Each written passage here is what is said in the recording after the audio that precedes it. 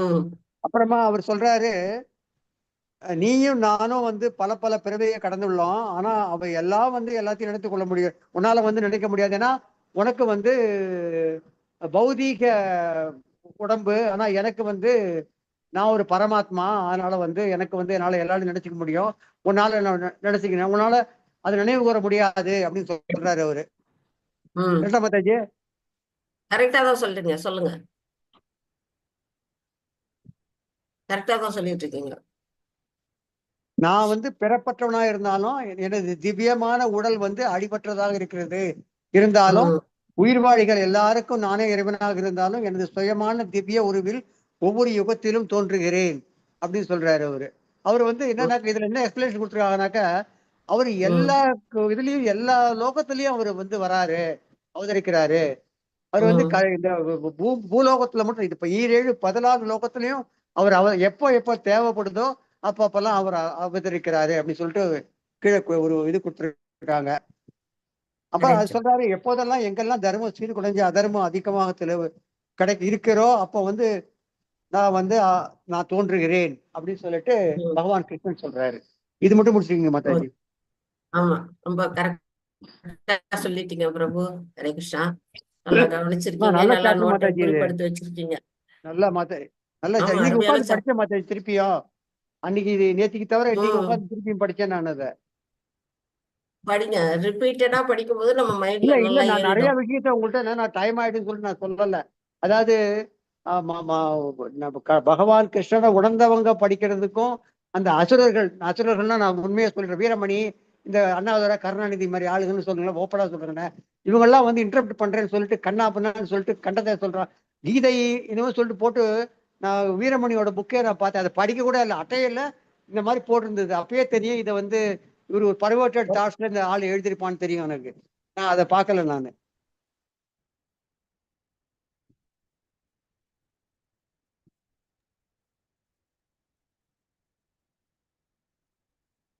Hello Mataji. கேக்குது கேக்குது. ராதாகிருஷ்ணன் பிரபு, கேக்குது ஓகே கேக்குது. ஓகே.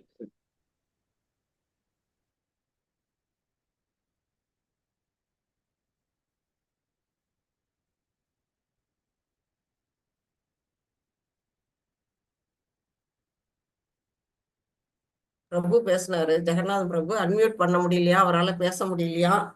அதனால எனக்கு போன் பண்ணாரு. பேச முடியலன்னா பரவாயில்ல, கிளாஸ் அட்டன் பண்ணுங்கன்னு சொல்லி இருக்காரா பிரபு? ஜெகநாதன் பிரபு இருக்கிறார்ல இல்ல, அவரு கிளாஸ்ல? வெளியில போயிட்டாரு. அதான் நினைச்சேன், ஏன் அவரு வெளியில போனாருன்னு தெரியலையே வந்துட்டு நினைச்சிட்டு இருந்தேன். வந்துட்டாரு. அது அவரால் அட்மிட் பண்ண முடியலன்னு பேசுறேன். ஓகே, நல்லா சொன்னீங்க பிரபு.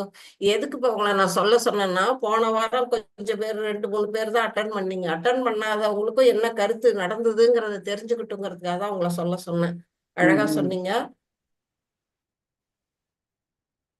நம்ம வந்து எப்பவுமே போன வாரம் என்ன நடந்ததுங்கிறத நம்ம மைண்ட்ல ஏத்திக்கிட்டோம்னா அதோட கண்டினியூஷன் ஈஸியா நமக்கு புரிய வரும்.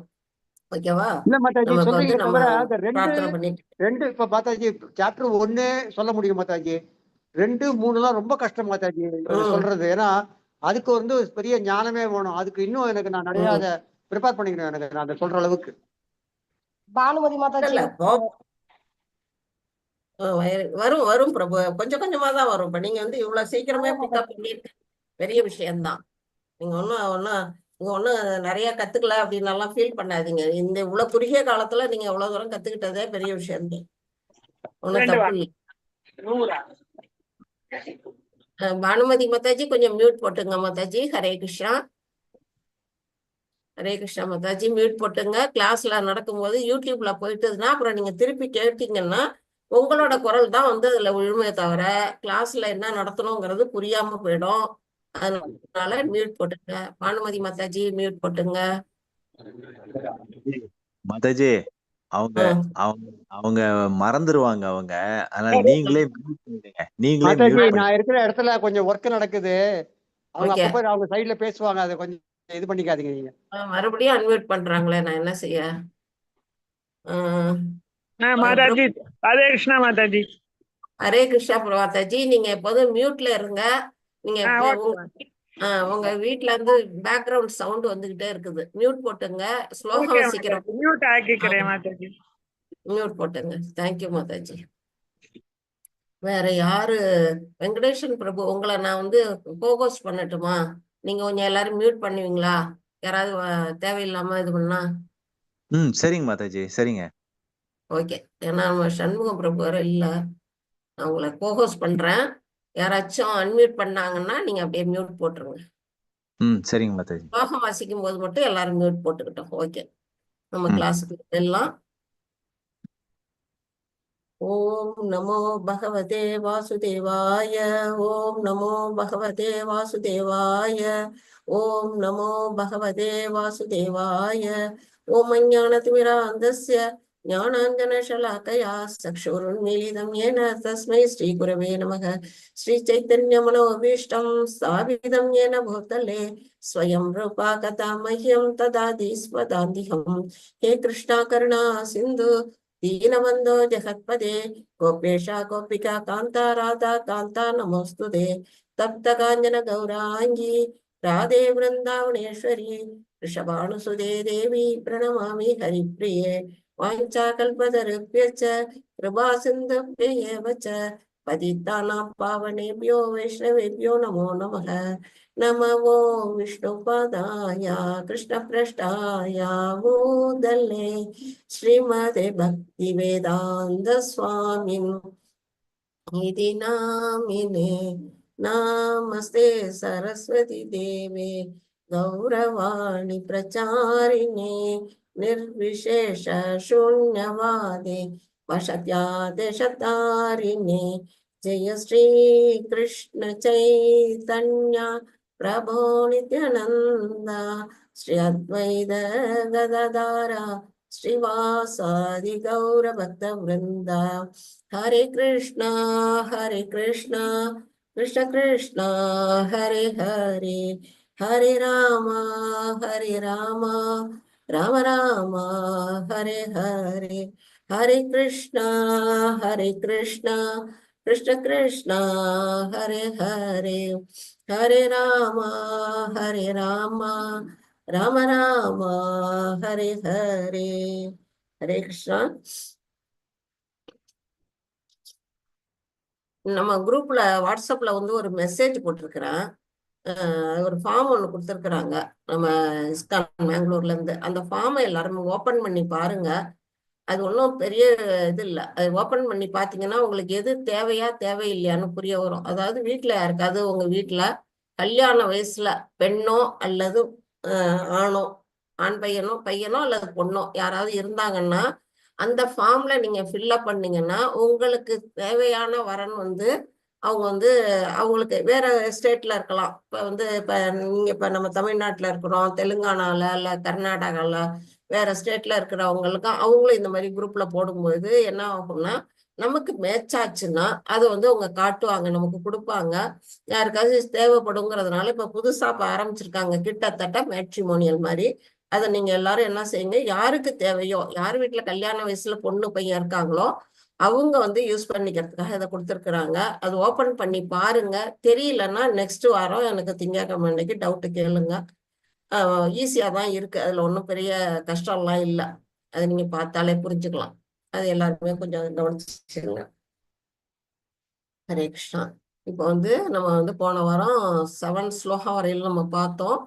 கிருஷ்ணருடைய உடலுக்கும் நம்முடைய உடலுக்கும் உள்ள வித்தியாசம் அதை வந்து பிரபு விட்டுட்டாரு. அத சொல்றீங்களா பிரபு? இல்ல மாதாஜி, சொல்ல மாதாஜி. இப்ப அது பௌதி இல்ல மாதாஜி, ஆரம்பிச்சேன். அதாவது ஆரம்பிச்சேன். அத பௌதீக உடலுக்கும் அவர் வந்து பரமாத்மா உடலுக்கும் வித்தியாசம் இருக்குன்னு சொன்னேன். அதை டீட்டெயிலா சொல்லல.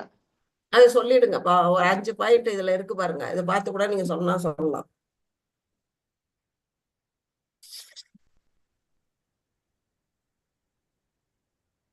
ஸ்கிரீன்ல இருக்கு பாருங்க. ஆமா, கிருஷ்ணா சொல்றாரு eternal remembrance past present and future அப்படிங்கிறாரு. அவருக்கு வந்து எல்லாமே அவருக்கு பழசு, அதாவது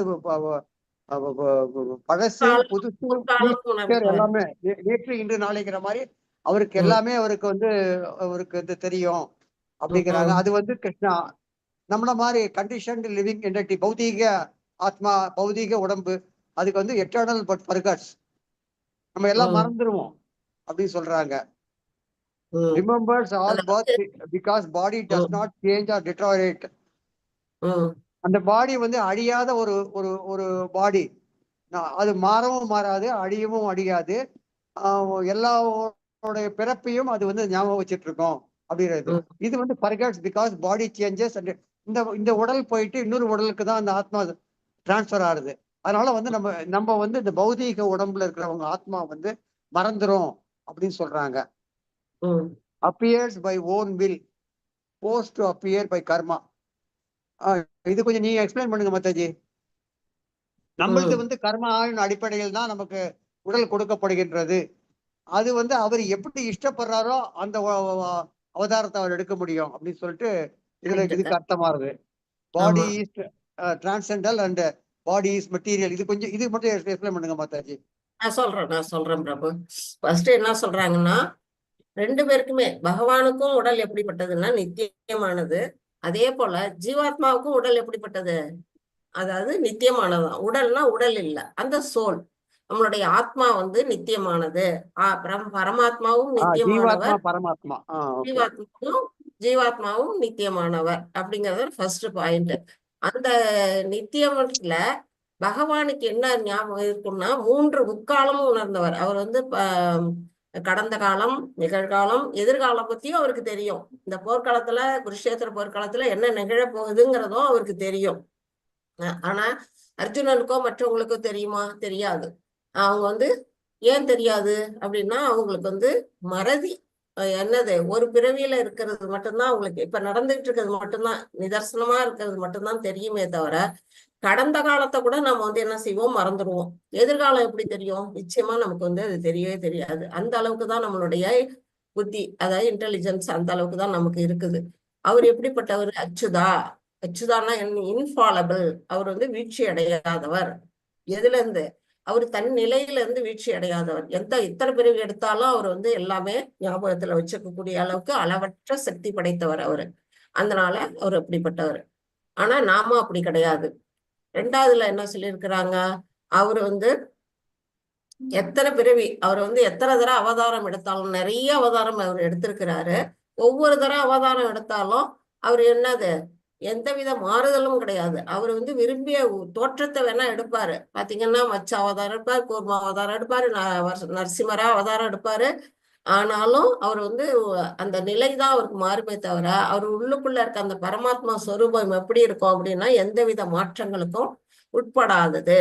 அவர் வந்து அவ்வியம் அப்படின்னு சொல்லக்கூடிய நிலையில அவர் இருக்கிறாரு. அழிவற்றது. அவருடைய சோல் எப்படிப்பட்டது? அழிவற்றது அப்படிங்கிறத நம்ம தெரிஞ்சுக்கணும். ஆனா நம்ம வந்து எப்படிப்பட்டது, நம்மளுடைய பாடி எப்படின்னா, மறதிக்கு உட்பட்டது மாதிரியே அழிவுக்கு உட்பட்டது. நம்ம வந்து எப்படி பண்றோம், இந்த பிறவியில ஒரு உடல் எடுத்திருக்கோம், அடுத்த பிறவியில வேற ஒரு உடல் எடுக்கிறோம். வந்து மனித பிறவியா, அது விலங்கு பிறவியா என்னன்னு கூட நமக்கு தெரியாது. அந்த மாதிரி மாறுதலுக்கு உட்பட்டது நம்மளுடையது. அடுத்தது 3வது வந்து என்ன சொல்லியிருக்காங்க, அப்பியர்ஸ் பை ஓன் வில். அவர் எப்பெல்லாம் தோன்றுகிறாரோ அப்பெல்லாம் வந்து என்ன பண்றாரு, அவர் விருப்பத்தினால் தோன்றுகிறார். அவர் எதுக்காக விருப்பப்படணும்? இப்ப நம்ம அதான் படிக்க போறோம், பக்தர்களை காக்கிறதுக்காக. பரித்ராணாய சாதுனாம் அப்படின்னு நம்ம படிக்க போறோம். தன்னுடைய விருப்பத்திற்கிணங்க தான் அவர் வந்து இந்த உலகத்துல தோன்றுகிறாரே தவிர, அவரை யாரும் கட்டாயப்படுத்தல. உலகத்துல வந்து அவர் தோன்றணும் அப்படிங்கிற அவசியமும் அவருக்கு இல்லை. அவர் விருப்பப்பட்டா தோன்றுகிறார், அவ்வளவுதான். ஆனா நாம எப்படி தோன்றுகிறோம்? ஒவ்வொரு தடவையும் நம்ம பிறவி எப்படி கிடைக்குதுன்னா, நம்மளை போர்ஸ் பண்ணி நமக்கு வந்து ஒரு பிறவியை வந்து கொடுக்குது. எது கொடுக்குது? கர்மா. நாம செய்யக்கூடிய கர்மங்கள் வந்து நம்மளை போர்ஸ் பண்ணி ஒரு உடலை வந்து நமக்கு கொடுக்குது. நாம நல்ல கர்மா செஞ்சோம்னா நல்ல உடல் கிடைக்குது, தீய கர்மா செஞ்சிருந்தோம்னா தீய உடல் கிடைக்குது. அதையும் நம்ம வந்து படிச்சிருக்கிறோம். நிர்வாணமா இருக்கக்கூடியவங்களுக்கு வந்து ஒரு மரமா போறாங்க, மாமிசம்ன்றவங்களுக்கு ஒரு மிருகமா போறாங்க. அந்த மாதிரி நம்ம வந்து சோம்பேறியா இருக்கிறவங்க வந்து பாண்டாவா பிறக்கிறாங்க அப்படிங்கறதெல்லாம் நம்ம படிச்சிருக்கிறோம். அப்ப அந்த நம்ம செய்யக்கூடிய கர்மத்தை பொறுத்து நமக்கு ஒரு உடல் வந்து வலுக்கட்டாயமா கொடுக்கப்படுகிறது அப்படிங்கிறத நம்ம புரிஞ்சுக்கிறோம். நம்ம விருப்பப்பட்ட உடலை நம்மளால எடுக்க முடியாது. ஆனா பகவான் என்ன செய்வாரு, அவர் எந்த உடல் வேணாலும் எடுக்கலாம். எந்த உலகத்துல வேணாலும், எந்த கிரகத்துல வேணாலும், நீர்ல, நிலத்துல, எங்க வேணும்னாலும் அவர் விருப்பப்பட்டபடி ஒரு விருப்பத்தை அவரால் எடுத்துக்க முடியும். அடுத்தது அவருடைய உடல் எப்படிப்பட்டது? டிரான்ஸ்டென்டல், ஆழ்நிலையானது அப்படின்னு சொல்லப்படுது. ஆழ்நிலைன்னா என்ன? பகவான் வந்து புரிஞ்சு கொள்ளவே முடியாது. அவர் வந்து ரொம்ப ரொம்ப புரிந்து கொள்ள முடியாத நிலையில, அந்த ஆழ்நிலைன்னா என்ன சொல்றது? அது எனக்கு சரியா அதுக்கு மேல சொல்ல தெரியல. டிரான்ஸ்டென்டல்ங்கிறது தான் எனக்கு புரியுது. அது தெய்வீகமானது அப்படின்னு சொல்லிக்கலாம் வேணா. தெய்வீகமான தன்மையில அவருடைய உடல் இருக்குது. ஆனா நம்ம உடல் எப்படிப்பட்டது? மெட்டீரியல், பௌதீகமான நிலையில இருக்குது. நம்ம எல்லாமே நம்ம எண்ணங்கள், மனசு, உடல், செயல் எல்லாமே நமக்கு எப்படிப்பட்டது? மெட்டீரியல். பஞ்ச பூதங்களால் ஆனதுதான் நம்ம இந்த உடல். அதுதான் மெட்டீரியல் அப்படின்னு சொல்லப்படுது. அடுத்தது no difference between body and self. அவருக்கும் இறைவனுக்கும் அவருடைய ஆத்மா இருக்கு இல்லையா, அவருடைய பரமாத்மா சொரூபம், அந்த பரமாத்மா சொரூபத்துக்கும் அவருடைய உடலுக்கும் அவருடைய குணங்களுக்கும் அவருடைய லீலைகளுக்கும் அவருடைய நாமங்களுக்கும் எந்த டிஃபரன்ஸும் இல்லை. இப்ப கிருஷ்ணா அப்படின்னு நம்ம சொல்றோம். கிருஷ்ணா அப்படின்னு சொல்லும் பொழுது அந்த நாமத்துல பகவானை நாம வந்து தரிசனம் பண்ண முடியும். அவருடைய பாஸ்ட்ல அதாவது அவருடைய லீலைகள், கோவர்த்தன் லீலை இல்ல காளிங்க நர்த்தனம், தாமோதர லீலை, ஏதோ ஒண்ணு நம்ம நினைக்கிறோம். அந்த லீலைகளை நம்ம கண்ணால பாக்குறோம். அப்ப அந்த லீலைகளை பார்க்கும் பொழுது என்ன ஆகுதுன்னா, அது நம்ம நேரடியா பகவானை உணரக்கூடிய நிலை. இப்ப நம்ம பகவத்கீதை படிக்கிறோம். அந்த கீதை படிக்கும் பொழுது அந்த கீதையில வந்து பகவான் இங்க வந்து தோன்றி இருக்கிறார். நம்ம பேசிட்டு இருக்கோம் இல்லையா, அதை வந்து அவர் நோட் பண்ணிட்டே இருப்பாரு. இந்த இடத்துல அவர் இருக்கிறார். அந்த தெய்வீகமான ஒரு சூழ்நிலை இருக்குது. அப்ப இது அவருடைய உடலுக்கும் அவருடைய சொரூபத்துக்கும் எதுக்கும் எந்தவித டிஃபரன்ஸும் இல்லை. இப்ப நம்ம வந்து இந்த நேரத்துல நம்ம எல்லாருமே ஒரு ஆன்மீகமான தன்மையில இருக்கிறோம் அப்படிங்கறத நம்ம புரிஞ்சுக்கணும். ஆனா நம்மளுடைய உடல் எப்படிப்பட்டது? தி சோல் அக்யூர்ஸ் அண்ட் எட்டர்னல் பாடி. எப்படிப்பட்டது? கிராஸ் பாடி, ஷட்டில் பாடி அப்படின்னு 2 விதமான கவர் நம்மள வந்து மூடிட்டு இருக்கு. இந்த படத்துல காட்டியிருக்காங்க பாருங்க. இந்த படத்துல இருக்க பார்த்தா நீ உள்ளுக்குள்ள அந்த ஆரஞ்சு கலர்ல இருக்கிறது தான் உண்மையான நம்மளுடைய சோல். அது உள்ள இருக்குது. அது எங்க இருக்கு? நம்மளுடைய இதயத்துக்குள்ள 5 விதமான காட்சிகளுக்குள்ள மிதந்துகிட்டு இருக்கு அப்படிங்கிறத நம்ம படிச்சுக்கிட்டு இருக்கோம். அப்ப அதுக்கு மேல 2 மூடி உரை மாதிரி இருக்கு. இப்ப நம்ம உடலுக்கு வந்து ஆடை போட்டிருக்கோம், மேலால ஒரு ட்ரெஸ் போட்டிருக்கோம், உள்ளுக்குள்ள ஒரு இன்னர் ட்ரெஸ் போட்டிருக்கோம். எல்லாருக்கும் என்ன தெரியும்? மேலால போட்டிருக்க அந்த வெளி தோற்றமா இருக்கக்கூடிய அந்த ட்ரெஸ் தான் கண்ணுக்கு தெரியும். இன்னர் ட்ரெஸ் யாருடைய கண்ணுக்கும் தெரியாது. அது மாதிரிதான் இப்ப வந்து இந்த உடலுக்கு மூடி, இந்த சோலுக்கு எப்படி மூடி இருக்கு அப்படின்னா 2 விதமான அந்த இது இருக்கு. மேல கிராஸ் பாடி, இந்த இது வந்து பஞ்சபூதங்களால் ஆனதுதான் நம்ம கிராஸ் பாடி, எல்லாருடைய கண்ணுக்கும் தெரியக்கூடிய அந்த உடல் இருக்குது. அதுக்கு உள்ள இருக்கக்கூடிய அந்த இன்னர் மாதிரி எப்படி இருக்கு அப்படின்னா, உள்ளக்குள்ள ஷட்டில் பாடி அப்படின்னு சொல்லக்கூடிய அந்த உடல் சூட்சும உடல். இது வந்து ஸ்தூல உடல், இது சூட்சும உடல், கண்ணுக்கு தெரியாம இருக்குது. அந்த கண்ணுக்கு தெரியாத உடல் வந்து எதனால் ஆனது அப்படின்னா, மனம், புத்தி, அகங்காரம், அதனால் ஆனது. கண்ணுக்கு தெரியுமா? மனசை யாருக்காவது பார்த்திருக்கீங்களா? புத்திய பார்த்திருக்கீங்களா? நம்மள்ட்ட இருக்க அகங்காரம் இருக்குன்னு தெரியும். அகங்காரத்தை கண்ணால பார்க்க முடியுமா? அதெல்லாம் சூட்சுமமா இருக்கு. ஆனா இந்த ஸ்தூலம் மற்றும் சூட்சுமம் 2மே பகவான்கிட்ட இருந்து வந்த ஜட சக்திகள் அப்படின்னு நம்ம வந்து 7வது சாப்டர்ல நம்ம படிச்சிருக்கிறோம். உள்ளுக்குள்ள இருக்க அந்த சோல், பியூர் சோல், அது வந்து களங்கமற்ற தூய்மையான அந்த சோல் வந்து அதுவும் பகவானுடைய சக்தி தான். அது வந்து பகவானுடைய உயர்ந்த சக்தி அப்படின்னு வந்து சொல்லப்படுது. அந்த சக்தி தான் நம்ம எல்லாருமே இருக்கக்கூடிய அந்த பியூர் சோல். இப்படி அந்த நம்ம உடல் பகவானுக்கும் நமக்கும் இருக்கக்கூடிய இந்த டிஃபரன்ஸ் இதுல வந்து நல்லா அழகா சொல்லப்பட்டிருக்கு. இப்போ வந்து நம்ம வந்து 4.7 நம்ம முடிச்சிட்டோம். எதுக்காக தோன்றினார் அப்படிங்கிறத பிரபு அழகா சொன்னாரு. எந்த காலத்துல எல்லாம் தோன்றுகிறார்? யதா யதா ஹி தர்மஸ்ய கிளானி பவதி பாரத அவ்யுக்தானாம் அதர்மஸ்ய ததாத்மானம் ஸ்ருஜாமியகம். அதாவது தர்மம் எப்பெல்லாம் சீர்குலைஞ்சு போகுதோ அப்பெல்லாம் வந்து பகவான் என்ன செய்யறாரு? தோன்றுகிறேன் அப்படின்னு சொல்றாரு. இப்ப இந்த இடத்துலயும் பாத்தீங்கன்னா, தேவகியோட திருமணம் முடிஞ்சு அவரை வந்து அவங்களுடைய புதுமனை வீட்டுக்கு கொண்டு விடுறதுக்கு கம்சன் வந்து ரொம்ப ஆசையோட தான் அழைச்சிட்டு வரான். கம்சனோட ஒண்ணு விட்ட தங்கை தான் தேவகி. அவ வந்து அவன் தங்கை மேல அவருக்கு பிரியத்தினாலதான் அவளை வந்து கல்யாணம் ஆனோன்னா தானே வந்து அந்த ரதத்தை ஓட்டிட்டு வந்து கணவனுடைய வீட்டுல விடணும் அப்படின்னு வர்றான். ஆனா அவனுக்குள்ள உள்ள அரக்க குணம் இருக்குங்கிறது எப்ப வெளிப்படுது அப்படின்னா, அந்த அசரீரி கேட்டோம்னா, அசரீரில என்ன சொல்லுது? இவ்வளவு ஆசையா அழிச்சிட்டு வரியே தேவகிய, அவளோட 8வது குழந்தை தான் உன்னை கொல்ல போகுது அப்படின்னு அசரீரி சொன்ன அடுத்த நிமிஷம் அவன் என்ன செய்யறான், வாள் ஓங்கிட்டு வரான். இது ராதாகிருஷ்ணன் பிரபுக்கு போன வாரம் படம் தெரியலன்னாரு, இந்த வாரம் தெரியுதா பிரபு? ஹரே கிருஷ்ணா. தெரியுது தெரியுது மாதாஜி. ராதாகிருஷ்ணன் பிரபு தெரியுது மாதாஜி. இல்ல போன போன வாரம் தடவை மாதாஜி அது வந்து நான் இந்த பக்கத்துல லெஃப்ட்ல பாத்துக்கிட்டு இருந்தேன். ரைட்ல அப்புறமா நீங்க சொன்ன உடனே ரைட்ல பாக்குறேன். தெரியுது மாதாஜி அது. ஓகே, அது வந்து எப்ப வாள் எடுத்தா ஓங்குறான் பாருங்க, அப்பவே வந்து அவனுடைய அசுர குணம் அங்க வெளிப்படுது, நமக்கு தெரிய வருது. அந்த மாதிரி அவன் எவ்வளவு நாள் வந்து சொந்த உறவினர் தானே, சொந்த தங்கை தானே, சொந்த தங்கையே அவன் வெட்ட துணிஞ்சிடான்னா அவன் எப்படிப்பட்ட அரக்க குணம் உடைச்சவன் அப்படிங்கிறத நம்ம புரிஞ்சுக்கணும். அந்த மாதிரி நிறைய அசுரர்கள் கிருஷ்ணர் பிறக்க காலத்துக்கு முன்னாடியே எப்படின்னா ஒரு பசு உருவத்துல போய் என்ன செய்யறாங்க, பூமாதேவி வந்து வேண்டுதல் வைக்கிறாங்க. யாருக்கிட்ட? பிரம்மா தேவர்கிட்ட. போய் வந்து பூமி பாரம் தாங்க முடியல, கொஞ்சம் வந்து இதை வந்து என்னை காப்பாத்துங்க அப்படின்னு சொல்லி வேண்டுகோள் வைக்கிறாங்க. அவரு வந்து நேரா பகவானை தியானம் பண்றாரு. கிருஷ்ணரை தியானம் பண்றேன்னா அவர் சொல்றாரு, நான் வந்து தாவரயுகத்துல கிருஷ்ணனை அவதாரம் பண்றேன். அப்படி அவதாரம் பண்ணும் பொழுது அசுரர்களை நான் பூமி பாரத்தை குறைக்கிறேன், அசுரர்களை அழிக்க நான் தோன்றுவேன் அப்படின்னு சொன்னாரு. அதுக்காகத்தான் வந்து இங்க வந்து சொல்லியிருக்கிறாங்க, எப்பெல்லாம் அதர்மம் தலைதுக்குதோ அப்பெல்லாம் நான் வந்து பூமி அந்த அதர்மத்தை அழிக்கிறதுக்காக நான் தோன்றுகிறேன், யுகந்தோறும் தோன்றுகின்றேன் அப்படின்னு பகவான் வந்து இதுல சொல்லியிருக்கிறார். இதுவரையும் நம்ம படிச்சுட்டோம். இப்ப 8 யார் படிக்கிறீங்க? படிக்கட்டும் மாதாஜி. படிங்க மாதாஜி. பரித்ராணாய மாதாஜி. சாதுனாம் விநாசாய ச துஷ்கிருதாம் தர்ம சம்ஸ்தாபனார்த்தாய சம்பவாமி யுகே யுகே. பக்தர்களை காத்து துஷ்டர்களை அழித்து தர்மத்தின் கொள்கைகளை மீண்டும் நிலைநிறுத்துவதற்காக நானே யுகந்தோறும் தோன்றுகின்றேன் சொல்றாரு கிருஷ்ணர். ஹரே கிருஷ்ணா. இப்ப வந்து என்ன சொல்லியிருக்கிறாங்க, பரித்ராணாய சாதுனாம். பரித்ராணாய அப்படின்னா காக்கிறது. யார?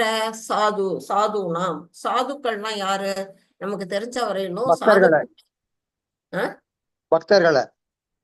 பக்தர்கள் முக்காவாசி வந்து சாதுக்களா இருக்கிறவங்க பக்தர்கள் தான்.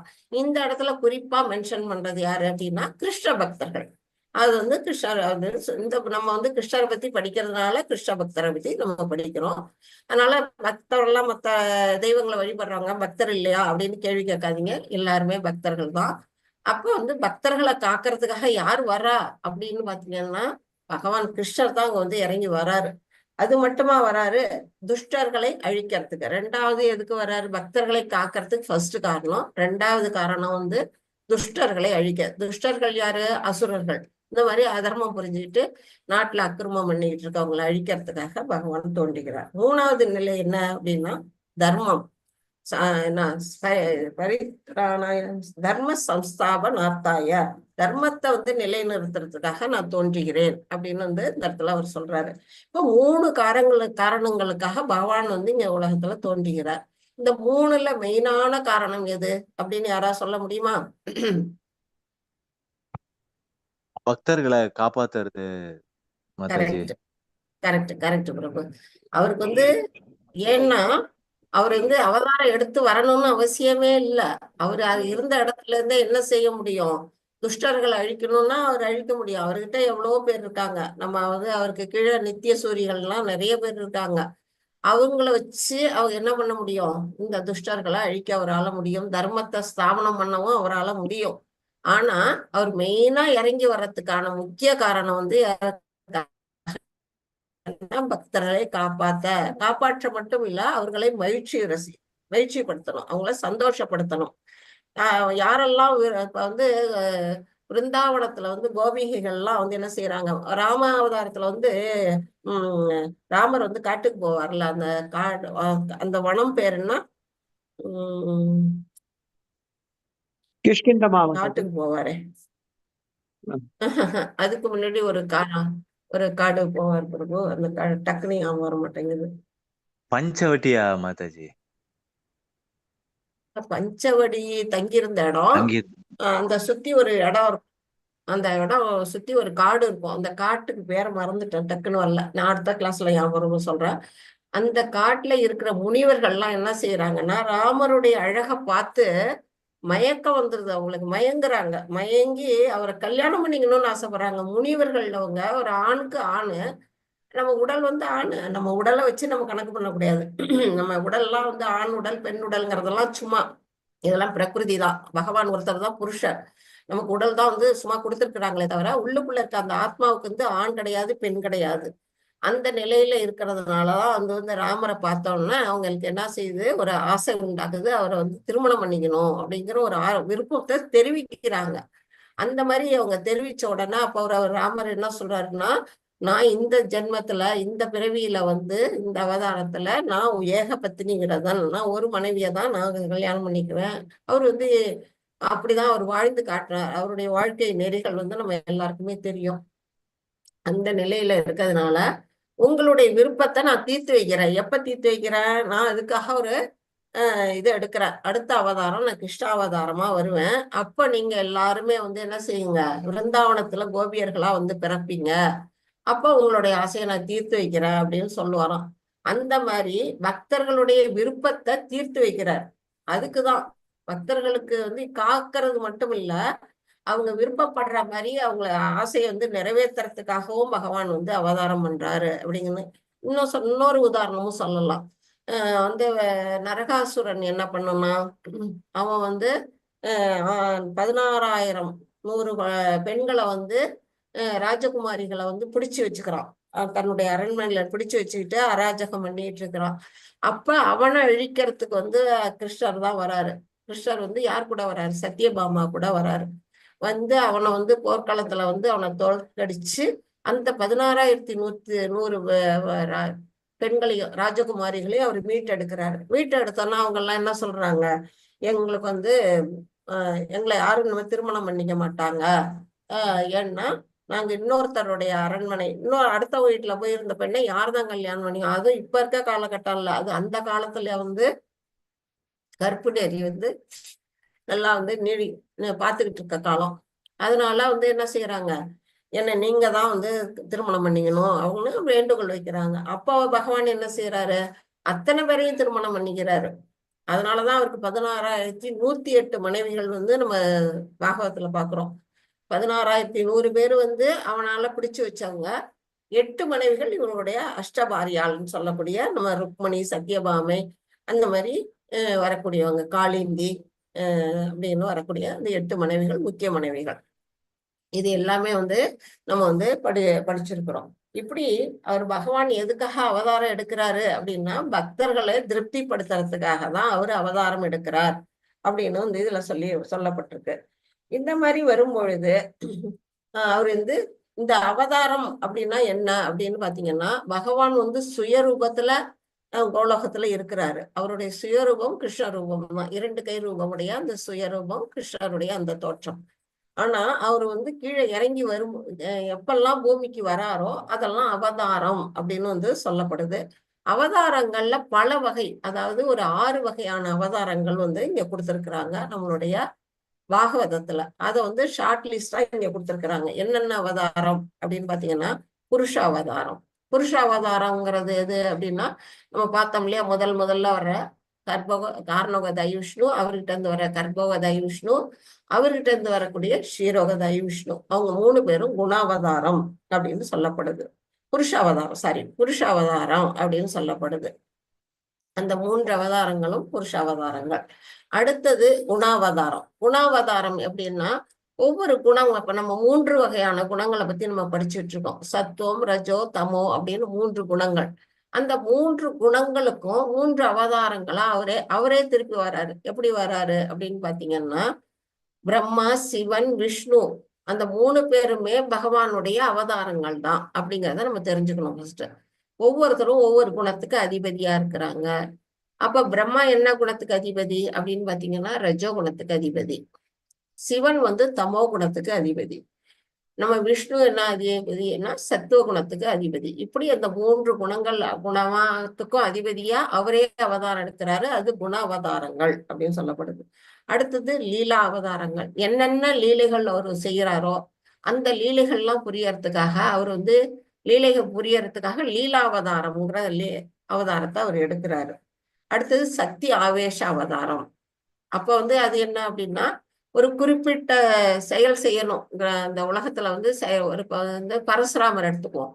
பரசுராமர் வந்து என்னன்னா 21 தலைமுறை ராஜவம்சத்தை அழிக்கணுங்கிற நோக்கம்.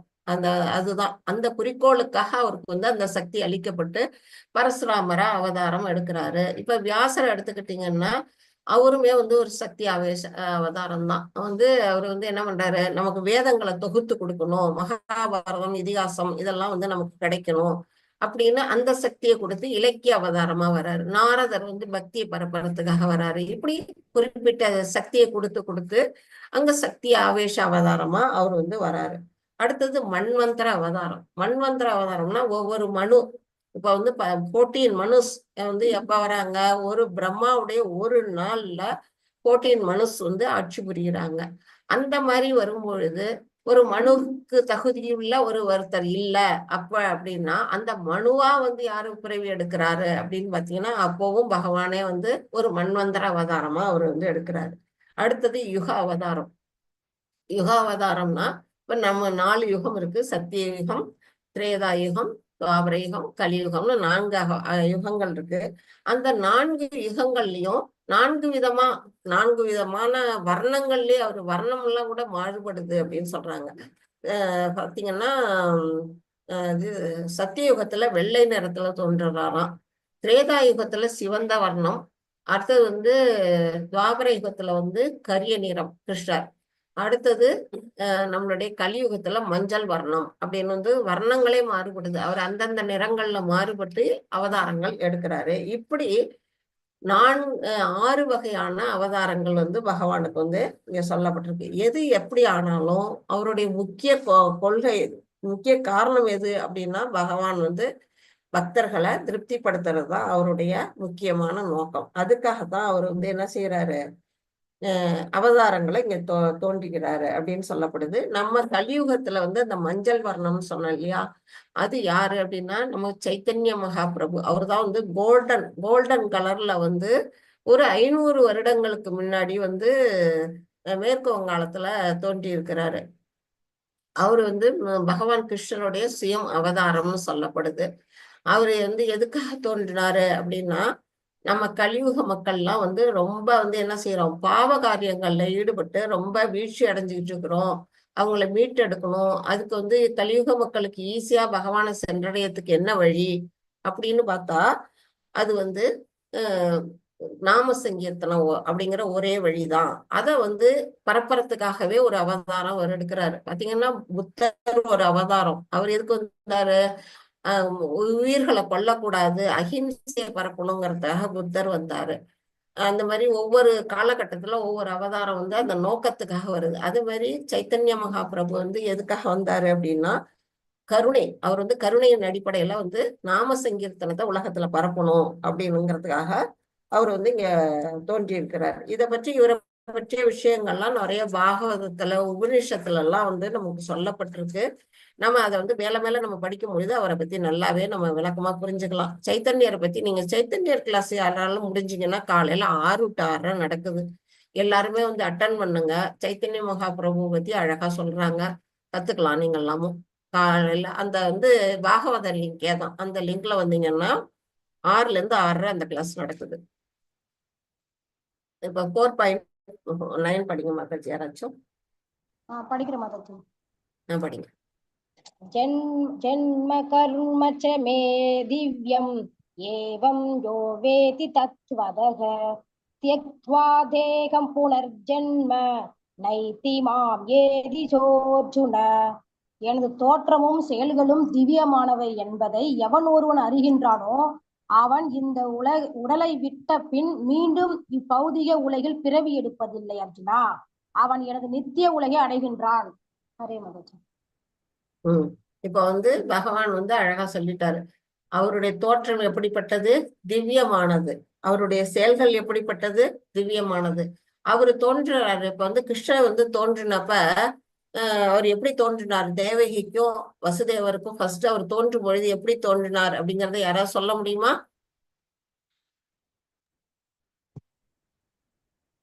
தேவகி வசுதேவருக்கு அவர் வந்து அந்த நாராயணன் ரூபத்துல தான் மாத்தாஜி தோன்றாரு.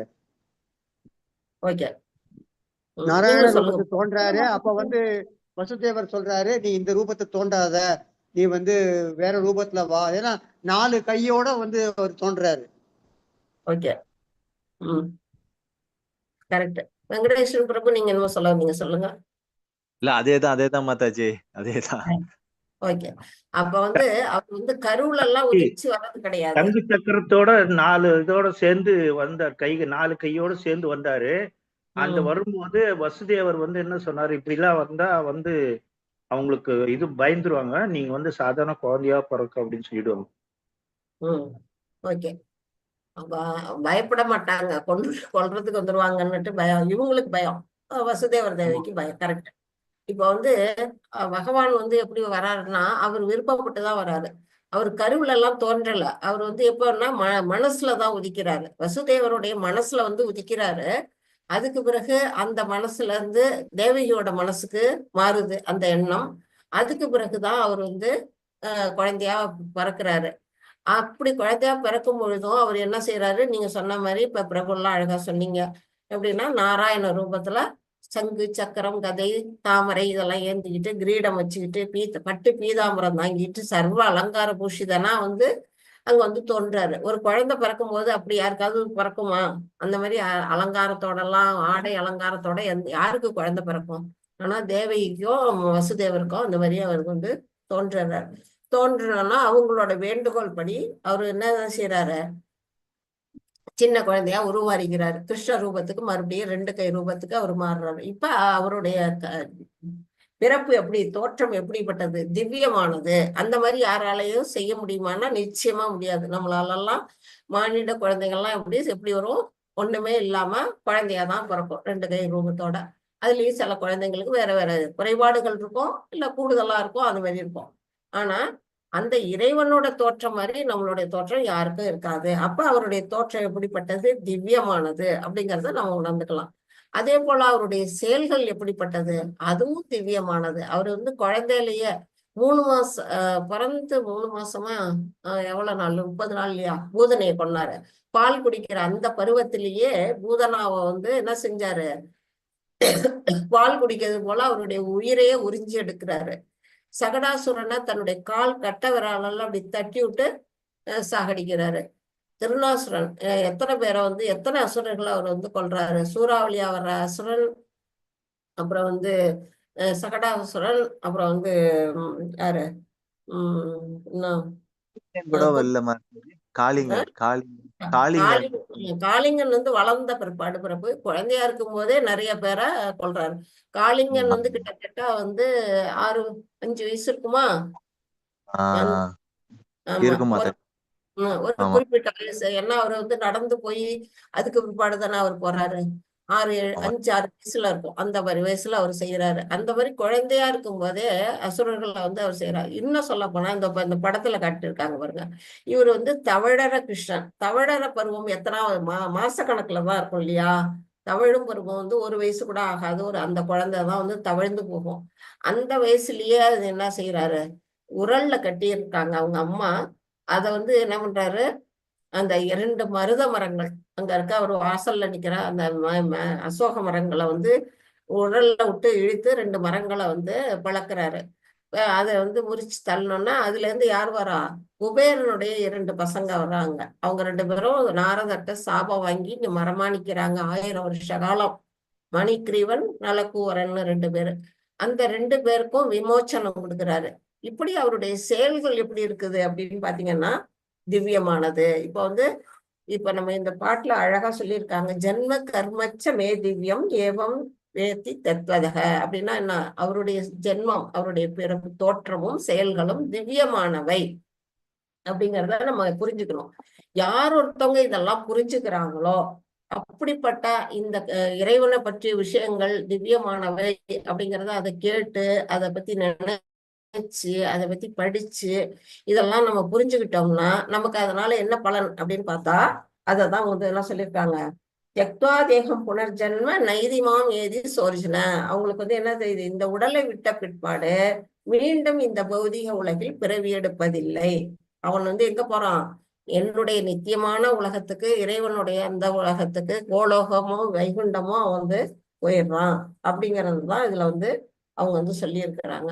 அதை வந்து எல்லாரும் மக்கள் வந்து என்ன செய்யணும், இதை வந்து நம்ம பயன்படுத்திக்கணும். இறைவனை பத்தி விஷயங்களை நம்ம வந்து ஆர்வத்தோட கேட்டு தெரிஞ்சு புரிஞ்சு நடக்கும் பொழுது அது அவருடைய அந்த பலனை நாம அடைய முடியும். ஆனா சில பேர் என்ன செய்யறாங்க, கிருஷ்ணனை பத்தி புரிஞ்சுக்கிறதும் இல்ல, அதை பத்தி கேட்கறதுக்கும் விருப்பப்படுறது இல்ல. ஆனா தெரிஞ்சது போல அவங்க என்ன செய்வாங்க, சொல்லிக்குவாங்க, எனக்கு இறைவனை பத்தி தெரியும் அப்படின்னு வேற சொல்லிக்குவாங்க. அவங்க எந்த குணத்துல இருக்கிறாங்க அப்படின்னு பார்த்தா தமோ குணத்துல இருக்கக்கூடிய மக்கள். அவங்க என்ன செய்வாங்க, அது வந்து ஸ்வேதாஸ்வர உபநிஷத்துல வந்து சொல்லப்பட்டிருக்கு. என்ன சொல்லி இருக்கிறாங்க அப்படின்னா, ஒரு தேன் பாட்டில் இருக்கு. தேன் பாட்டில வந்து உள்ளுக்குள்ள தேன் இருக்குது. அந்த தேன் பாட்டில வந்து மூடிய திறந்து அந்த தேனை நம்ம கையில ஊத்தி நம்ம சாப்பிட்டாதான் அதோட டேஸ்ட்டை நம்ம வந்து உணர முடியும். அது இல்லாம நம்ம அந்த மூடியே திறக்காம மேல இருக்க அந்த பாட்டிலையே சும்மா நக்கிட்டு இருந்தோம்னா தேனோட டேஸ்ட்டை எப்படி நம்ம புரிஞ்சுக்க முடியும்? புரிஞ்சுக்க முடியாது இல்லையா? அந்த மாதிரிதான் நிறைய மக்கள் இந்த உலகத்துல என்ன செய்யறாங்க அப்படின்னா, எனக்கு இறைவனை பத்தி தெரியும், அதை தெரியும், இதை தெரியும் அப்படின்னு சும்மா வெளி வேஷம் போட்டுக்கிட்டு பக்தியில இருக்கிறேன் அப்படின்னு ஒரு போர்வையை போத்திட்டு நிறைய மக்கள் இருக்கிறாங்க. அந்த அந்த மாதிரி மக்கள் வந்து எப்படிப்பட்டவங்க, தமோ குணத்துல இருக்கக்கூடிய மக்கள். அந்த மாதிரி நிலையில நாம இருக்கக்கூடாது. நாம என்ன செய்யணும், கிருஷ்ண உணர்வை வளர்த்துக்கிட்டு பக்குவம் அடைஞ்சு பகவானுடைய கோலோகத்துக்கு முடிஞ்ச அளவு இந்த பிறவிலேயே போக முடியுமா அப்படிங்கிறத நம்ம வந்து எல்லாருமே உறுதி எடுத்துக்கணும். அதை வந்து நம்ம தெரிஞ்சுக்கணும். அதனால கிளாஸுக்கெல்லாம் தவறாம வாங்க எல்லாரும்.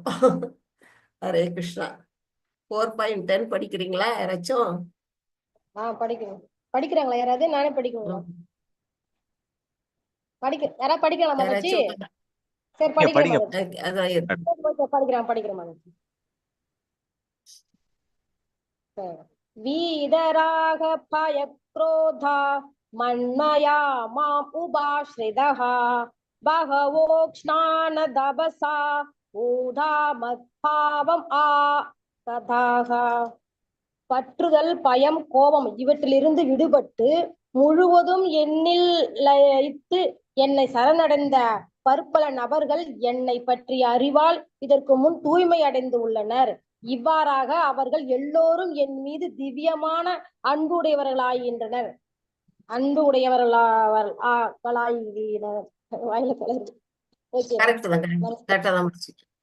பகவான் மேல யாரெல்லாம் அன்பு வைக்கிறாங்க அப்படின்னா, இப்ப நம்ம வந்து இத வந்து ஒரு தரம் படிச்சு நமக்கு பக்தி வந்துருமா, பகவான் மேல அன்பு வந்துருமா அப்படின்னு கேட்டா வராது.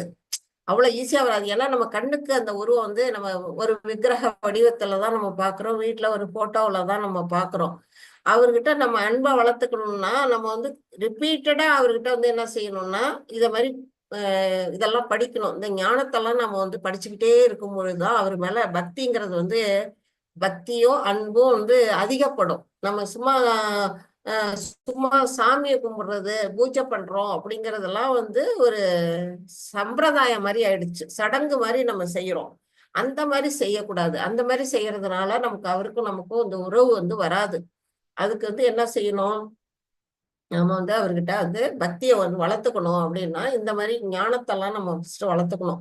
அவரை பற்றிய விஷயங்கள் எல்லாம் நிறைய கேட்கணும். அவருடைய ஆற்றல்கள் பத்தி நம்ம வந்து நிறைய புரிஞ்சுக்கணும். அப்ப புரிஞ்சு கொள்ளும் பொழுது நம்மள்ட்ட வந்து என்ன செய்ய முடியும், இறைவன்கிட்ட நமக்கு ஒரு அட்டாச்மெண்ட் நமக்கு வர ஆரம்பிக்கும். ஆனா இதுல என்ன சொல்லியிருக்காங்க, பற்றுதல், பயம், கோபம், அதாவது எதுல இருந்து நம்ம விடுபடணும் அப்படின்னு முக்கியமா அதுல இருக்குது. நம்ம இந்த பௌதிகத்திலேயே பற்றுதல் வச்சுக்கிட்டு இங்க என்ன பொருள் வாங்கலாம், என்னத்தை அனுபவிக்கலாம், நம்ம வந்து இந்த உலகத்துல வந்து இன்னும் அனுபவிக்க வேண்டியது நிறைய இருக்குது அப்படின்னு இது மேலேயே நம்ம பற்றுதலை வச்சுக்கிட்டே இருந்தோம்னா அப்ப பகவான் மேல பற்றுதல் எப்படி வரும்? நம்ம இங்க இதுலயேதான் பற்றுதல் ஆழ்ந்துகிட்டு இருப்போமே தவிர அங்க பகவான் மேல பற்றுதல் வைக்கவே முடியாது. அதுக்காக தான் வந்து என்ன சொல்றாங்க, இந்த பௌதிக பற்று விடுங்க விடுங்க அப்படின்னு செய்யறாங்க. ஆனா பகவான் மேல பற்றுதலை திருப்பணும். நம்ம பற்றுக பற்றற்றான் தாளினை அப்பற்று பற்று விடற்கு அப்படின்னு திருவள்ளுவர் சொல்லியிருக்காருல, அந்த பற்றை யார் மேல வைக்கணும்னா பரம்பொருளான அந்த இறைவன் மேல பற்று வைக்கணுமே தவிர இது தற்காலிகமான உலகம், அழியக்கூடிய இந்த உலகத்து மேல, இந்த பொருள்கள் மேல, இதெல்லாம் இந்த உடல் இருக்கிற வரையிலும் தான் இதை அனுபவிக்க முடியும். இந்த உடல் போன பிற்பாடு எல்லாத்தையும் நம்ம விட்டுட்டு நம்ம போக போறோம். அப்ப தற்காலிகமானது, நிரந்தரமற்றது. ஆனா பகவான் அப்படிப்பட்டவர் இல்லை. அவர்தான் நிரந்தரமானது. நம்முடைய நிரந்தரமான வீடு, நம்மளோட சொந்த இருப்பிடம் அதுதான். அங்க நம்ம போகணும்னா நம்மளுடைய பற்றுதலை பகவான் மேல வைக்கணும் அப்படிங்கிறத நம்ம புரிஞ்சுக்கணும். அடுத்தது பயம். பயம் என்ன அப்படின்னு பாத்தீங்கன்னா, நிறைய பேர் வந்து பாத்தீங்கன்னா பற்றுதல் வந்து யாருக்கு இருக்குன்னா கர்மி, அதாவது இந்த என்ன ஃப்ரூட்டிவ் ஆக்ஷன்ல இருக்கிறவங்களுக்கு இருக்குது. பயம் யாருக்கு இருக்கும் அப்படின்னு பாத்தீங்கன்னா இம்பர்சனலிஸ்ட், அதாவது அருவவாதிகள், மாயாவாதிகள் அப்படின்னு சொல்லக்கூடிய அந்த அருவவாதிகள் என்ன செய்வாங்கன்னா, நம்ம இந்த உடலை விட்ட பிற்பாடு இந்த உயிர் போகுது இல்லையா, அந்த உயிர் என்ன செய்யும் அப்படின்னு போனா அவங்க வந்து இறைவனோட போய் மெர்ஜ் ஆயிடும், ஒண்ணு கலந்துடும் அப்படின்னு நினைக்கிறாங்க.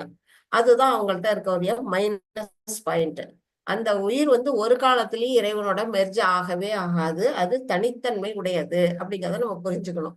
அப்ப எப்படி மெர்ஜ் ஆகுறது எப்படின்னா பிரம்ம ஜோதியில மெர்ஜ் ஆகும். பிரம்ம ஜோதி வரையிலும் தான் அவங்கள இருப்பாங்க. நம்ம 3 நிலைகள்ல இறைவனை உணர்ந்திருக்கோம். யாராவது சொல்ல முடியுமா 3 நிலைகள் என்னென்னு?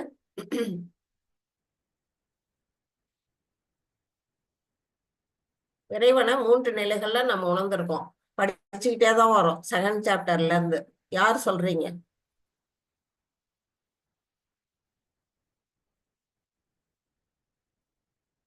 யாருக்குமே தெரியலையா? மறந்துட்டீங்களா? மறந்துட்டீங்க. மறந்தாச்சு மாதாஜி, கடவுளே.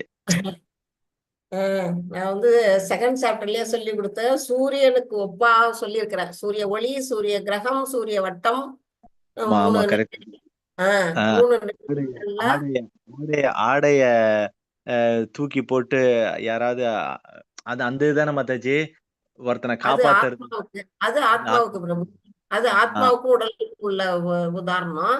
நான் சொல்றது வந்து சூரிய வெளி, ஏதாவது சூரிய வெளிச்சம், அடுத்தது சூரிய வட்டம், அடுத்தது சூரிய கிரகம், அந்த 3க்கும் உதாரணமா நான் வந்து இறைவனை வந்து சொன்னேன். என்னென்ன அப்படின்னா பிரம்மன், பரமாத்மா, பகவான், அந்த 3 நிலைகள் தான் இறைவனுடைய 3 நிலைகள். அது எல்லாரும் நல்லா ஞாபகம் வச்சுக்கோங்க. எப்பவும் இது வந்து கண்டினியூ ஆகிட்டே வரும். நம்ம இதுல அப்பப்போ வரும், ஞாபகப்படுத்திக்கிட்டே இருக்கணும். அந்த பிரம்ம ஜோதிங்கிற இடத்துலதான் வந்து யார் செய்வாங்க அப்படின்னா இந்த இம்பர்சனலிஸ்ட், அந்த அருவவாதிகள் என்ன செய்யறாங்க, பகவானுக்கு உருவம் கிடையாது அப்படின்னு நினைச்சுக்கிட்டு அந்த அருவத்தை ஜோதியை வந்து வழிபாடு பண்றாங்க. ஜோதியை வழிபாடு பண்ணும் பொழுது அவங்க எங்க போய் சேர்றாங்க, பிரம்ம ஜோதியில போய் ஒண்ணு கலக்குறாங்க. ஒண்ணு கலக்குறாங்கன்னா அதுல போய் தங்கி இருக்குது, அவங்களுடைய ஆத்மா வந்து அதுல போய் தங்கி இருக்குதே தவிர அது முழுமையா இறைவனோட உலகத்துக்கும் வைகுண்டத்துக்கும் போகாது, கோலோகத்துக்கும் போகாது. அது வந்து அந்த ஜோதியோட நிலையிலேயே நின்றுடும். பிரம்ம ஜோதி எங்க இருக்குன்னா விரஜா நதிக்கு கீழே தான் இருக்குது. விரஜா நதியை தாண்டி போனாதான் வைகுண்ட லோகங்களுக்கு போக முடியும். அந்த இடத்துல இருந்துட்டு மறுபடியும் அதை செய்யக்கூடிய பாவ புண்ணிய கணக்கெல்லாம் தீர்ந்த உடனே அது மறுபடியும் எங்க வரும், கீழே இறங்கி மறுபடியும் பூலோகத்துக்கு மறுபடியும் வரும் அப்படின்னு நம்ம படிச்சிருக்கிறோம். அதுதான் வந்து ஒரு இம்பர்சனலிஸ்ட். அது வந்து என்னது, அவங்களுக்கு பயம், தனித்தன்மையை இழந்துரும். அத தனித்தன்மையோட இருக்குங்கிறதே அவங்களுக்கு ஒரு பயம். அங்க போய் ஆத்மா வந்து வைகுண்ட லோகங்களுக்கு போய் தனித்தன்மையோட இருக்கும், பகவானுக்கு தொண்டாற்றும் அப்படிங்கிறதே அவங்களுக்கு ஒரு பயம். அது நம்பிக்கையின்மை.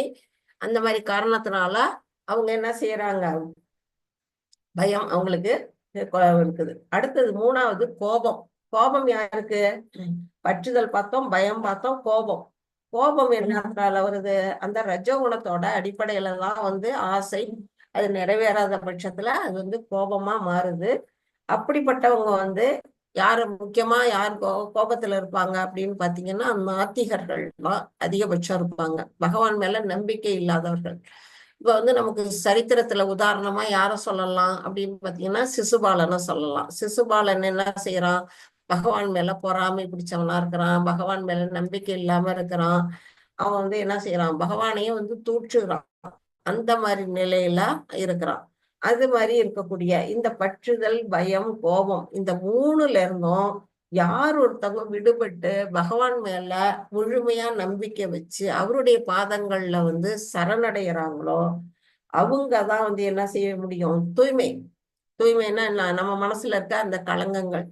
என்னென்ன களங்கம் இருக்கு? காமம், குரோதம், லோபம், மதம், ஆச்சரியம் அப்படிங்கிற அந்த 6 விதமான அழுக்குகளும் நீங்க பெற்று பகவானுடைய பாதங்கள்ல அன்பு உடையவர்களா நாம அப்பதான் நம்மளால மாற முடியும். இல்லைன்னா என்ன செய்ய முடியும் அப்படின்னா, இந்த இவங்கள மாதிரி பற்றுதல் பயம், இந்த அருவவாதிகள்லாம் என்ன செய்யறாங்க அப்படின்னா, அந்த இது போய் பிரம்மஜோதியில கலக்குறாங்கல்ல, அது எதுக்கு உதாரணமா சொல்லப்பட்டிருக்கு அப்படின்னு பாத்தீங்கன்னா, இப்ப கடல் கடல் இருக்கு. அந்த கடல்ல மழை பெய்யும் போது பாத்தீங்கன்னா நிறைய சொட்டு சொட்டா நீர்க்குமிழிகள், அந்த நீர்க்குமிழிகள் விடும் இல்லையா? குளத்துல ஆத்துல எல்லாம் கூட நீங்க பாத்துக்கலாம் நீர்க்குமிழிகளை. அந்த நீர்க்குமிழிகள் மாதிரிதான் அந்த அருவ ஜோதிகள் என்ன செய்யறாங்க, பகவான்ல போய் கொண்டு கலக்கிறத அவங்க நினைச்சுக்கிறாங்க. அந்த மாதிரி அந்த அந்த ஆத்மாக்கள் அந்த நீர்க்குமிழிகளுக்கு தான் ஒப்பா சொல்லப்பட்டிருக்குது. ஆனா பக்தர்கள் எப்படின்னா, அந்த கடல்ல வாழக்கூடிய திமிங்கலங்களுக்கு ஒப்பானவர்கள் அவங்க எல்லாம். அந்த கடல்ல எப்போதும் நித்தியமா வாழ்ந்துகிட்டே இருக்கும் இல்லையா திமிங்கலங்கள், அதெல்லாம் நீங்க அடுத்தது லெவல் 3 வரும்போது இது டீட்டெயிலா படிப்போம். திமிங்கலங்களுக்கு ஒப்பா எப்படி பக்தர்கள் வராங்க அப்படிங்கறதெல்லாம் அதுல அந்த லெவல் 3ல நமக்கு அழகா சொல்லியிருப்பாங்க. இப்படி நாம எந்த ஒரு குழப்ப நிலையுமே இல்லாம இந்த பற்றுதல் பயம் அந்த கோபம் இது 3ஐயும் நம்ம என்ன செய்யணும்? விட்டு ஒழிக்கணும். அது விட்டு ஒழிச்சிட்டு இறைவனோட ஒண்ணு கலக்கிறத பத்தி ஒண்ணு கலக்கிறது இல்ல, அவரோட இறைவனோட உலகத்துக்கு போய் அவர்கிட்ட நாம என்ன செய்ய முடியும்? தொண்டாற்ற முடியும். பக்தி தொண்டு ஆற்ற முடியும். பக்தி தொண்டு ஆற்றணும்னா நம்ம பகவான் மேல அன்பை வளர வைக்கணும். அன்புக்கு அடுத்த நிலை பாவம்.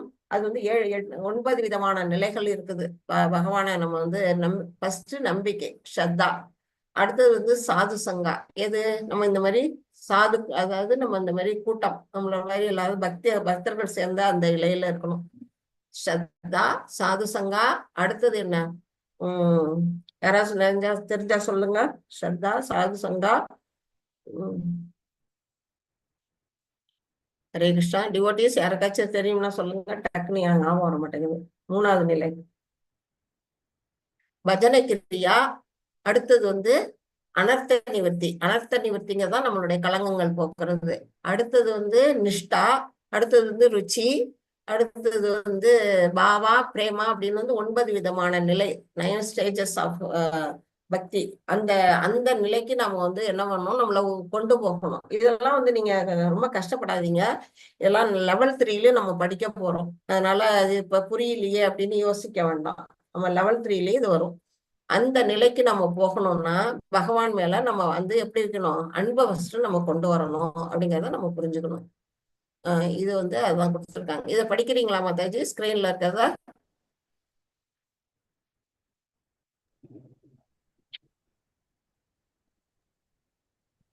படிக்கிறேன் மாதாஜி. படிக்கிறோம் மாதாஜி. ஹரே கிருஷ்ணா. துன்பத்தின் வெவ்வேறு நிலைகள். ராகம் பௌதிக வாழ்வின் மீது வலுவான பற்று ஆன்மீக வாழ்வின் அலட்சியத்திற்கு வழிவகுக்கின்றது. பயா தனிப்பட்ட ஆன்மீக அடையாளத்தின் பயம் அவர்களை பொறுத்தவரை கொஞ்சம் பெருசா வச்சுக்கோங்க. ஆள்மாறானவற்றில் ஒன்றிணைவது மிக உயர்ந்தது.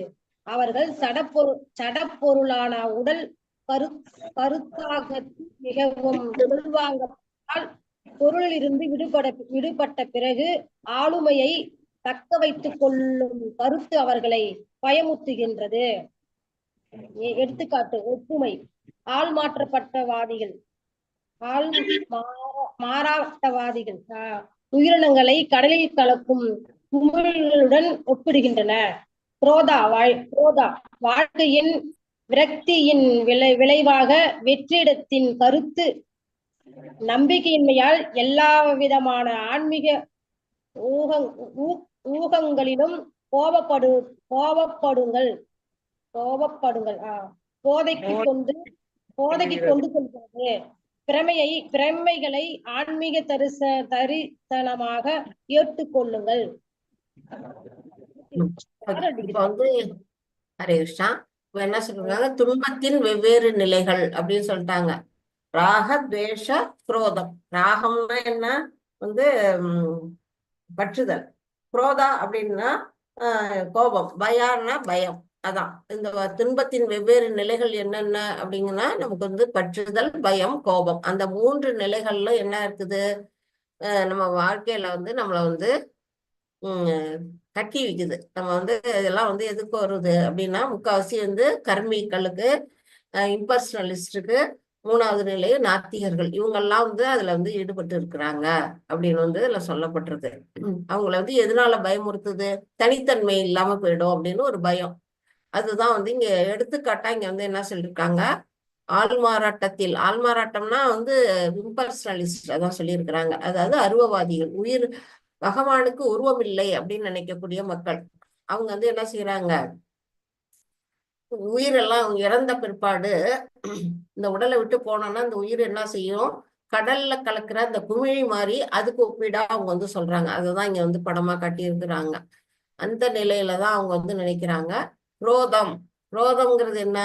வாழ்க்கையின் விரக்தியின் வெளிவாக வெற்றிடத்தின் கருத்து. அவங்களுக்கு வந்து என்னன்னா அவங்களுக்கு வந்து கடவுள் மேல நம்பிக்கை இல்லை. அதை பத்தி உண்மையும் தெரியல, நம்பிக்கையும் இல்லை.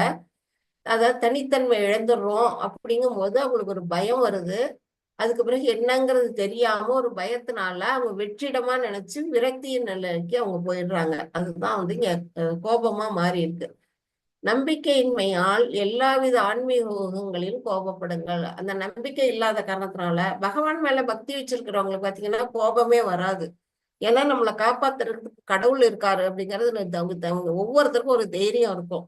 ஆனா அந்த பக்தி அற்றவர்களுக்கு என்ன இருக்கும் அப்படின்னு பாத்தீங்கன்னா பயம் இருக்கும், கோபம் வரும், எல்லாமே இருக்கும். ஏன்னா அவங்களுக்கு வந்து ஒரு தன்னம்பிக்கை இருக்காது. தன்னம்பிக்கை இல்லாத காரணத்தினால பயம், கோபம் எல்லாம் வருது. அது வரை இதெல்லாம் கோபப்படுறாங்க. அது அடுத்த நிலை என்ன ஆகுதுன்னா போதைக்கு, அதாவது தப்பான வழியில எல்லாம் போறாங்க இல்லையா? மாது அப்படின்னு, கஞ்சா அப்படின்னு எல்லாம், அதெல்லாம் வந்து யார் போறாங்க? இந்த மாதிரி இம்பர்சனல்ஸ், அருவவாதிகள் தான் வந்து அதிக பேர் அந்த மாதிரி போறாங்க. எதனால? அவங்களுக்கு வந்து யார் மேலேயும் நம்பிக்கை இல்லை, தன்னம்பிக்கையும் இல்லை, பகவான் மேலேயும் நம்பிக்கை இல்லை. அந்த நம்பிக்கையின்மையான காரணத்தினால அவங்களுக்கு வாழ்வை பற்றிய ஒரு பயத்தினால அவங்க இதுக்கெல்லாம் அடிமையாகிறாங்க அப்படிங்கிறது இங்க சொல்லப்பட்டிருக்கு. ஆனா பிரேமைகளையே ஆன்மீக தரிசனமாக ஏற்றுக்கொள்ளுங்கள் அப்படின்னா என்ன? பகவான் மேல நம்ம பிரேமையை வளர்த்து கொள்ளும் பொழுது, அன்பை அதிகமாக்கும் பொழுது, அதுவே நாம என்ன செய்ய முடியும்? இறைவனை நாம உணர்றதுக்கு வழிவகை கிடைக்கும் அப்படிங்கிறது தான் இங்க சொல்லப்பட்டதா இருக்கு. இது 4.9 11ல இருந்து 15 வரையிலும் என்ன சொல்லியிருக்கிறாங்கன்னா, applying transcendental knowledge by hearing about Krishna, many persons in the past become purified and attain love for Krishna. They attain love for Krishna because this was the desire and Krishna fulfilled it. What if someone takes shelter of Krishna with something other than a desire to achieve transcendental love for him? Text 4.11 explains Krishna's reciprocation with such category of souls. இப்போ வந்து 11 பத்தி இதுல சொல்லப்பட்டிருக்கு. நம்ம 11 ஸ்லோகம் பத்தியே நம்ம படிச்சிருவோம். மாதாஜி, பிரபுஜி யார் படிக்கிறீங்க? படிக்கிறேன் மாதாஜி. ம். ये यदा मां प्रपद्यन्ते दांस्तथैव भजाम्यहम् मम वर्धुमानुवर्धन्ते மனுஷ்யா பார்த்த சர்வசக. என்னிடம் சரணடைந்தவருக்கு ஏற்றாற் போல நான் அனைவருக்கும் பலனளிக்கின்றேன். பிருந்தாவின் மகனே, எல்லா விதத்திலும் அனைவரும் என் வழியையே பின்பற்றுகின்றனர். ஹரே மாதாஜி. ஹரே கிருஷ்ணா. இப்ப வந்து பகவான் என்ன சொல்றாருன்னா, எல்லாருக்கும் அவர் வந்து கருணையோட தான் இருக்கிறாரு, எல்லாருக்குமே வந்து அருள் புரிகிறாரு. ஆனாலும் நாம எந்தெந்த நிலையில நாம பகவான நம்பிக்கையோட நம்ம சரணடைகிறோம் அப்படிங்கிறத அவர் பாக்குறாரு. அதுதான் இதுல கொடுத்திருக்கு. என்னிடம் சரணடைவதற்கு ஏற்றாற் போல ஏதாமாம் பிரபத்யந்தே தாம் சதைவ பஜாமியகம். எந்த அளவுக்கு என்கிட்ட வந்து ஒவ்வொருத்தரும் சரணடைகிறாங்களோ நம்ம வந்து அதுல வந்து வித்தியாசம். அதான் மாதாஜி இப்போ திரௌபதி வந்து கிருஷ்ணனோட தங்க தான். ஆனா வந்து துச்சாதனன் வந்து இந்த சேலைய உருவற போது அவர் வரல. 2 கையும் கிருஷ்ணாங்கிற போது அவர் 2 கையும் தூக்கி கிருஷ்ணான்னு சொல்ற போதுதான் அவர் வந்து நிக்கிறாரு. அவர் வந்து அந்த சேலையை வந்து அது அப்படி நிறைய உருவம் வந்துகிட்டே இருக்கிற மாதிரி அவர் செய்யறாரு. அதான் அதனாலதான் இங்க என்ன சொல்றாங்கன்னாக்க ம், என்னிடம் சரணடைஞ்சிட்டாங்க, அதனால அவர் ம், காப்பாத்துறாரு அப்படின்னு சொல்றது. இதுக்கு நீங்க சொல்றதுக்கு இது ஓகேவா மாதாஜி? ஓகேதான் ஓகேதான், கரெக்ட் தான் பிரபு. அதாவது எப்ப வந்து சரணடைகிறானோ, எப்ப வந்து கூப்பிடுறானோ அதுதான் வந்து அவர் சொல்றாரு. அந்த இடத்துல எப்படின்னா, திரௌபதி எப்ப நம்மளை கூப்பிடுவாங்கன்னு அவர் காத்துக்கிட்டு இருக்கிறாரு. தன்னையே நானே என்னை காப்பாத்திக்கலாம் அப்படின்னு தன்னம்பிக்கையிலே இருக்கும் பொழுது அவர் வரமாட்டேங்கிறாரு. அவர் வந்து அந்த இடத்துக்கு காப்பாத்துக்கு வரல. மத்தவங்க எல்லாம் சபையில இருக்கிறவங்க எல்லாம் கூப்பிட்டாரு இல்லையா, திரௌபதி எல்லாரையும் வந்து உதவி பண்ணுங்க அப்படின்னுட்டு வந்து பீஷ்மரை கேட்கிறாரு. பஞ்ச பாண்டவர்களை கேட்கிறாங்க, விதுரர் துரோணர் எல்லாரையும் கேட்கிறாங்க. அவங்க எல்லாம் உதவி செய்யல. அவங்களெல்லாம் கேட்டவங்க ஏன் இறைவனை கேட்கல? இறைவனை எப்ப கேட்கிறாங்களோ, கேட்டவனும் கிடையாது, கேட்டதும் கொடுப்பவனே கிருஷ்ணா கிருஷ்ணா நம்ம படிச்சிருக்கோம் இல்லையா. அது மாதிரி அவர் எப்ப கேட்கிறேன்னு காத்துக்கிட்டு இருக்கிறாரு. ஒவ்வொரு நேரத்திலயும் பக்தர்கள்ட்ட வந்து நம்ம வந்து கேட்கணும், பகவான்கிட்ட வந்து கேட்கணும். நமக்கு என்ன தேவையோ அதை கேட்கணும். நம்ம இப்ப எல்லாம் கேட்கணும், நம்ம எல்லாம் இப்ப என்ன கேட்கணும் பகவான்கிட்ட? இல்ல, பௌதிகத்தை தான் கேக்குறோம் மாதாஜி. பௌதிகத்தை தான் கேக்குறோம் மாதாஜி. அதுல இருந்து பௌதிகம் கேட்கிறோம், ஆனா நம்ம என்ன கேட்கணும்? நம்ம கேக்குறது வந்து என்ன, சரணாகதி பண்ணிட்டு பிறப்பில்லாத அவர் அடையறதுக்கான இததான் நம்ம கேட்கணும். கரெக்ட். நம்ம வந்து அதை விட்டுட்டு நம்ம என்ன கேட்கிறோம்?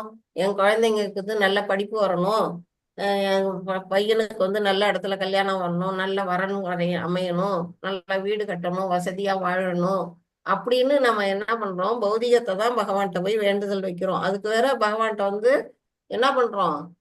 இது வேற வைக்கிறோம். நீ எனக்கு இது செஞ்சு கொடுக்குறியா, நான் உனக்கு இது செய்யறேன் அப்படின்னு வியாபாரம் வேற பண்றோம். நீ எனக்கு இது செஞ்சினா நான் உனக்கு இது செய்யறேன். அவரோட பொருள் எடுத்து அவருக்கே செய்யறோம்னு நம்ம சொல்றோம். ரொம்ப முட்டாள்தனமா இருக்கு இல்லையா நம்ம நடந்துக்கிறது? நம்ம வந்து எதுவுமே நம்ம கொண்டு வரல, எல்லாமே இங்க இருந்து நமக்கு கிடைச்சது. அவர்கிட்ட போய் நம்ம என்ன பண்றோம்? நீ எனக்கு இந்த காரியத்தை செஞ்சு கொடு, நான் உனக்கு வந்து இந்த காரியத்தை செய்யறேன், உன்னோட கோயிலுக்கு நான் நன்கொடை தரேன் அப்படின்னுட்டு நம்ம வந்து வியாபாரம் பேசுறோம். அதெல்லாம் வந்து நம்ம நல்ல பக்தி நிலைக்கு வந்தா நம்ம எவ்வளவு பெரிய தப்பான விஷயத்துல ஈடுபட்டுக்கிட்டு இருக்கோங்கிறது புரிய வரும்.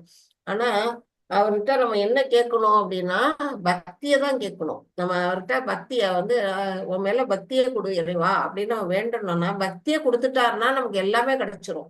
ஏன்னா பக்தியை வந்து யாருக்கும் சாமானியமா அவர் கொடுக்க மாட்டாரு, அதுதான் விஷயம். பக்தி கிடைச்சிட்டா பக்தனுக்கு அவர் அடிமையாயிடுவாரு. அதனால பக்தி வந்து சாமானியமா கிடைக்காது. ஏன்னா பாத்தீங்கன்னா பக்தனா இருக்கிற ஆசைதான் அர்ஜுனனுக்கு வந்து தேரோட்ட வராரு. பக்தனா இருந்ததுனாலதான் வந்து குசேலனுக்கு வந்து ஒருபடி அவளுக்கே வந்து அவர் செல்வத்தை அவர் கொடுத்தாரு. அந்த பக்தி நிலை நமக்கு வரணும் அப்படின்னா அதை நம்ம அவர்கிட்ட வேண்டணும். பக்தியை கொடுன்னு நம்ம வேண்டணும். அந்த கடைசி நிலை தான் நம்ம வந்து என்ன செய்யணும்? நம்ம வந்து சரண்டர். அவர்கிட்ட வந்து எந்த அளவுக்கு நம்ம வந்து அவர்கிட்ட சரண்டர் ஆகிறோமோ அந்த விதத்துல அவர் வந்து நமக்கு வந்து அருள் பாலிக்கிறாரு. நம்ம இப்ப கேட்டோம்னா நம்மளுக்கு ஒண்ணு கிடைக்கல அப்படின்னு நம்ம நினைப்போம். பகவான் நான் பார்த்து கேட்டுக்கிட்டே இருக்கிறேன், அவர் நமக்கு கொடுக்கவே இல்லை அப்படின்னா நம்ம அந்த அளவுக்கு தான் நம்ம பக்தி பண்ணி இருக்கிறோம். அவர்கிட்ட சரண்டர் ஆகல. அவருக்கு நாம வந்து எல்லாருக்கும் தூக்கி கொடுத்துட மாட்டார் இறைவன். ஒவ்வொருத்தருக்கும் ஒரு அளவுகோல் வந்து வச்சிருக்கிறாரு. அந்த அளவுகோல் படிதான் வந்து நம்ம வந்து இறைவன் வந்து நமக்கு வந்து கருணை காட்டுறாரு. இப்ப வந்து பக்தர்கள் வந்து 5 விதமான ரசங்கள்ல அவற்றை உறவு கொண்டாடலாம் அப்படின்னு நம்ம படிச்சிருக்கிறோம். 5 விதமான ரசங்கள்ல என்னென்ன ரசங்கள் யாராவது சொல்ல முடியுமா? பக்தி ரசம்,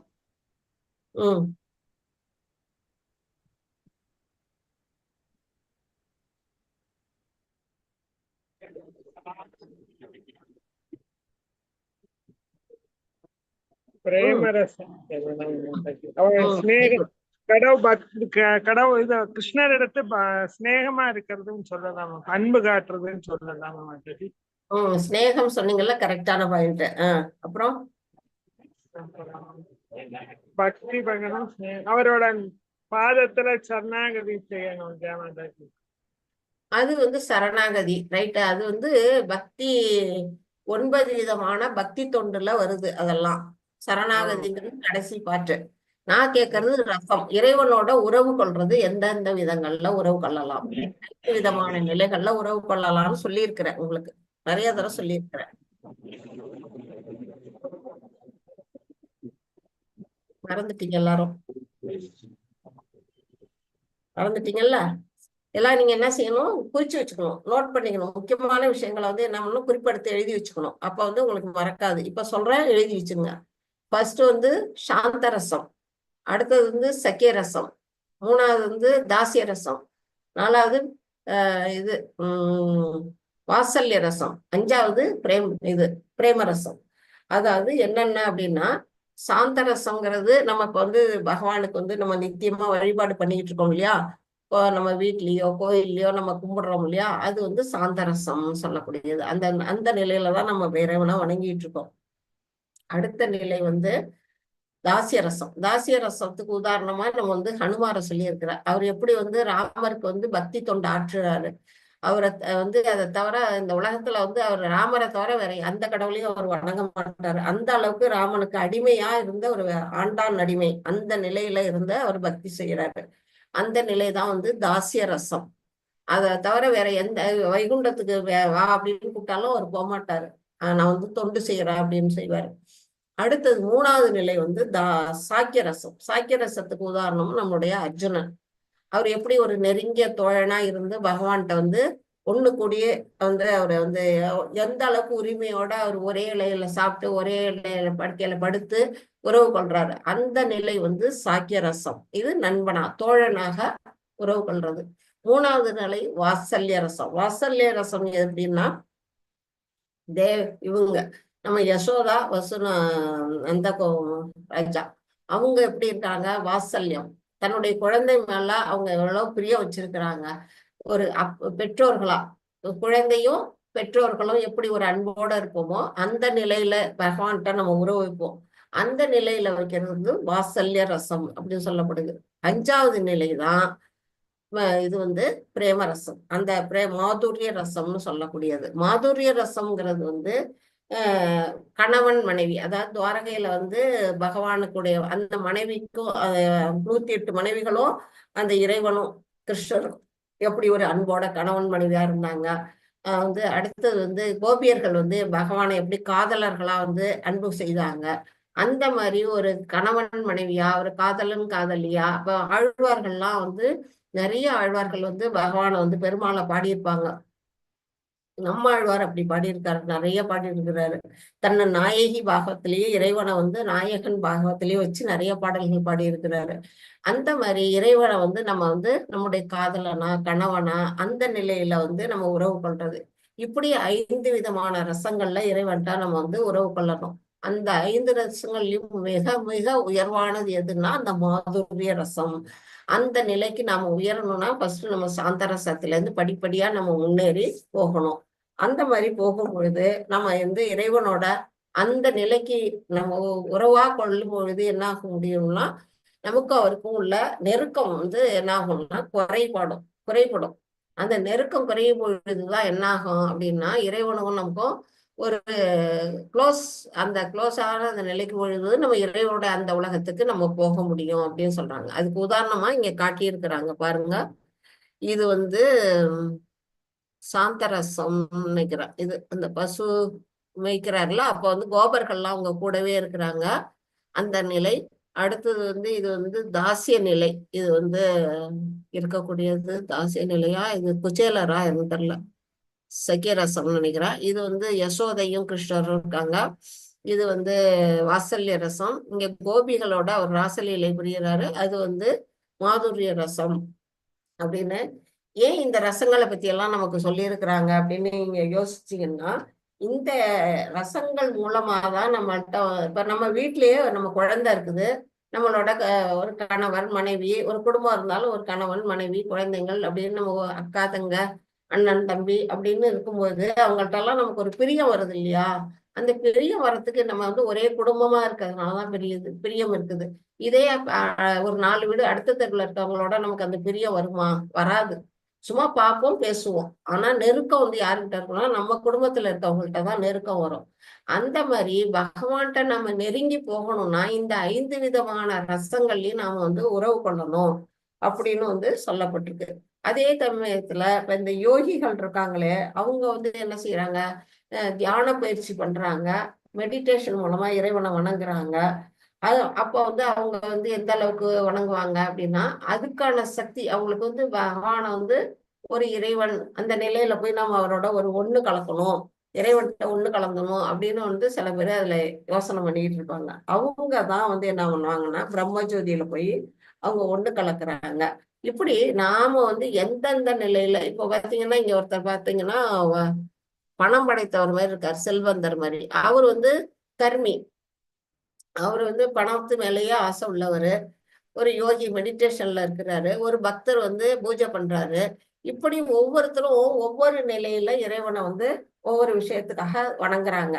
அந்தந்த நிலைக்கு தகுந்த மாதிரி அவங்களுடைய அன்புக்கு தகுந்த மாதிரி தான் பகவான் என்ன செய்யறாரு, அவங்களுக்கு அருள் புரியுறாரு அப்படிங்கிறத நம்ம வந்து இதுல தெரிஞ்சுக்கணும். இது வந்து இது அதேதான், இதை மட்டும் நம்ம படிச்சிருவோம்.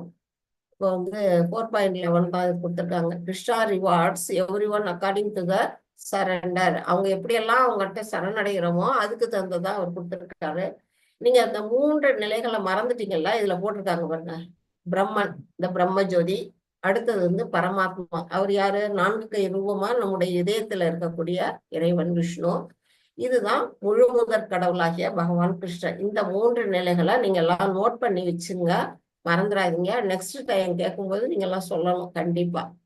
இப்ப இந்த 3 நிலைகள்ல இருக்கக்கூடிய பகவான் அவர்கிட்ட வந்து என்ன, ஹூ ரியலைஸ் கிருஷ்ணா ஃபுல்லி, யார் வந்து பகவானை முழுமையா தெரிஞ்சுக்கிறாங்க, இந்த முழு முதற் கடவுளை யார் உணர்றாங்க அப்படின்னா அது நிச்சயமா வந்து தூய பக்தர்கள் தான், பியூர் டிவோட்டிஸ் மட்டும்தான் அந்த முழு முதற் கடவுளை உணர முடியும். மற்றவங்க எல்லாம் இங்க பிரம்மஜோதிக்கு போறவங்க இம்பர்சனலிஸ்ட், இது வந்து யோகி, அதாவது மனசால தியானம் பண்றவங்க வந்து பரமாத்மா உணர்றாங்க.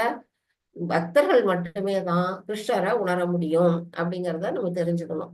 அப்புறம் every one to looking for Krishna in different aspects of his manifestation. பகவான் வந்து இந்த உலகத்துல அவதாரம் எடுத்து வரும்பொழுது அவர் என்ன பண்றாரு, பலவிதமான அவதாரங்களா அவர் வந்து வராரு, ரூபங்கள்ல வராரு. Krishna is object of every one realization. Krishna reciprocates based on desires. அவங்கவுங்களுடைய விருப்பத்தை வந்து எப்படி தீர்த்து வைக்கிறாரு அப்படின்னு அதை கொடுத்துருக்குறாங்க. Type of devotee, how lord reciprocates. Fruitive worker வந்து நம்ம கர்மத்தை பலனை எதிர்பார்த்து வேலை செய்யக்கூடிய அவங்களுக்கு எப்படி வந்து அவங்க பகவானை எப்படி உணர்றாங்க அப்படின்னு பார்த்தீங்கன்னா யஞேஸ்வரர் அந்த ரூபத்துலதான் அவங்க வந்து இறைவனை உணர்றாங்க. அந்த நிலையில இம்பர்சனலிஸ்ட் எதை உணர்றாங்கன்னா பிரம்மஜோதி வரையிலும் அவங்க வந்து அந்த நிலையில பிரம்மன்ங்கிற நிலைய அவங்க உணர்றாங்க. யோகிஸ், யோகி எல்லாம் என்ன உணர்றாங்கன்னா மிஸ்டிக் பவர்ஸ், அந்த இறைவன்கிட்ட இருக்கக்கூடிய அந்த மிஸ்டிக் பவரை உணர்றாங்க. ஒன்லி டிவோட்டிஸ் மட்டும்தான் என்ன 5 பிரைமரி ரசாஸ். இப்ப சொன்னல அந்த பிரைமரி ரசாஸ், யாராவது ஒருத்தருக்கு சொல்லுங்க அந்த ரசம் 5ஐயும் வேற திருப்பி சொல்லுங்க.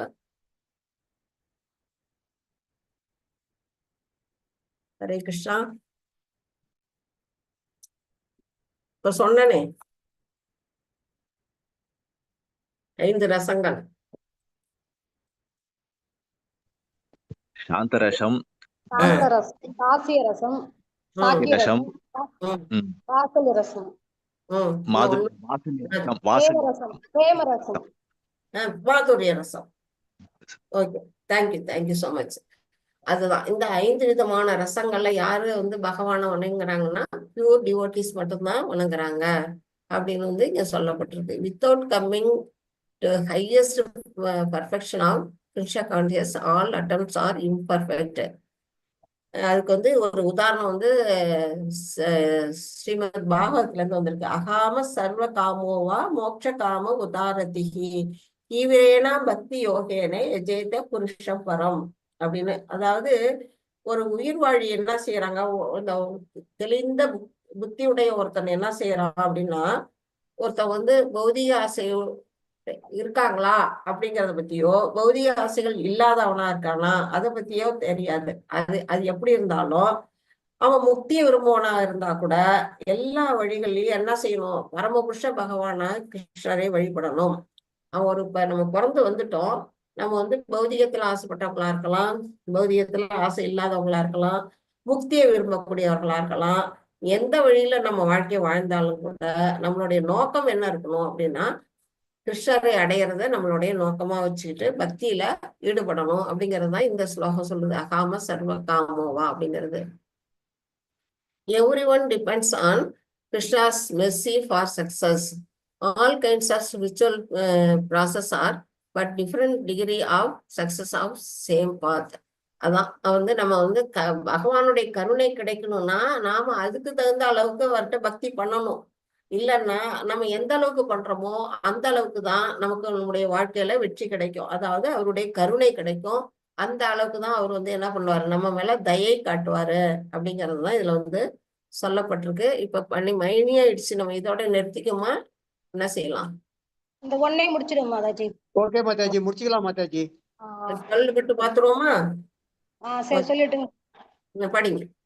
காங்சந்த கர்மணாம் சித்திம் யஜந்த இஹ தேவதः சிப்ரம் ஹி மானுஷே லோகே சித்திர் பவதி கர்மஜா. பலன் தரும் செயல்களில் வெற்றியை விரும்பும் இவ்வுலக மனிதர்கள் தேவர்களை வழிபடுகின்றனர். இவ்வுலகில் இத்தகு செயல்களுக்கு விரைவில் பலன்கள் கிடைப்பது உண்மையே. ஹரே கிருஷ்ணா.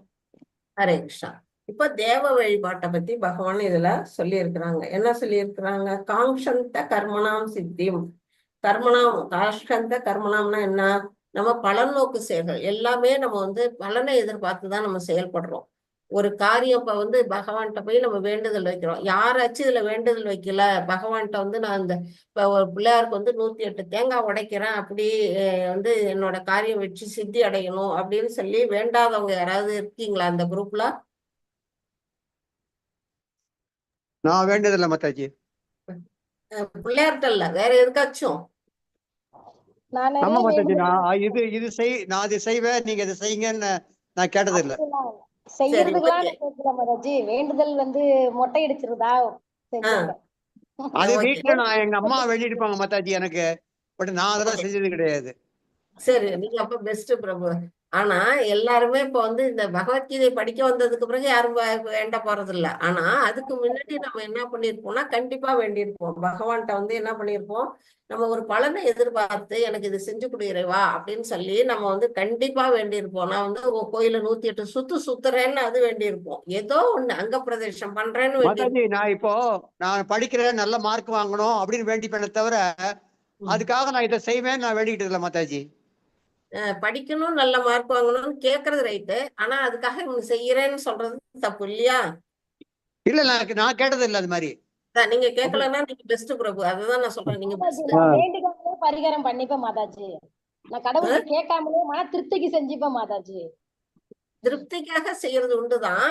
ஆனா வந்து நம்ம வந்து இந்த வேண்டுதல் நம்ம மனசுக்குள்ளயாவது நம்ம சில நேரம் நம்ம வேண்டுவோம், இந்த காரியம் நிறைவேறணும்னா பகவானுக்கு இதை செய்யணும் அப்படின்னு நம்மளுடைய திருப்திக்காக செய்யறதாவே இருக்கட்டும். ஆனாலுமே அது வந்து தப்பான விஷயம். நம்ம வந்து நமக்கு வேண்டலாம், பகவான்கிட்ட எது வேணுமோ வேண்டலாம், நமக்கு என்னென்ன வேணுமோ வேண்டலாம். இப்ப பிரபு சொன்னால நல்லா படிக்கணும், நிறைய மார்க் எடுக்கணும் அப்படின்னு வேண்டது தப்பே கிடையாது. ஆனா அதை நான் செஞ்சேன்னா நான் உனக்கு இதை செய்யறேன் அப்படின்னு சொல்றதுதான் அந்த இடத்துல தப்பா போகுது. அதுதான் வந்து பலன் கருதி வெற்றியை விரும்பக்கூடிய மக்கள். நம்ம எல்லாமே வந்து கர்மிகள் அப்படின்னு வந்து சொல்லப்படுது. இதெல்லாம் வந்து நம்ம பகவத்கீதையை படிக்க வர்றதுக்கு முன்னாடி நான் கூட செஞ்சிருப்பேன், கண்டிப்பா செஞ்சிருப்பேன். ஆனா இதுக்கப்புறம் வந்து அந்த மாதிரி விஷயங்கள் கிடையாது. அது மாதிரி என்ன சொல்றாங்க, அவங்க என்ன செய்யறாங்கன்னா தேவர்களை வழிபடுறாங்க. அப்படிப்பட்ட மக்கள் யாரை வழிபாடு பண்றாங்க அப்படின்னா தேவர்கள்.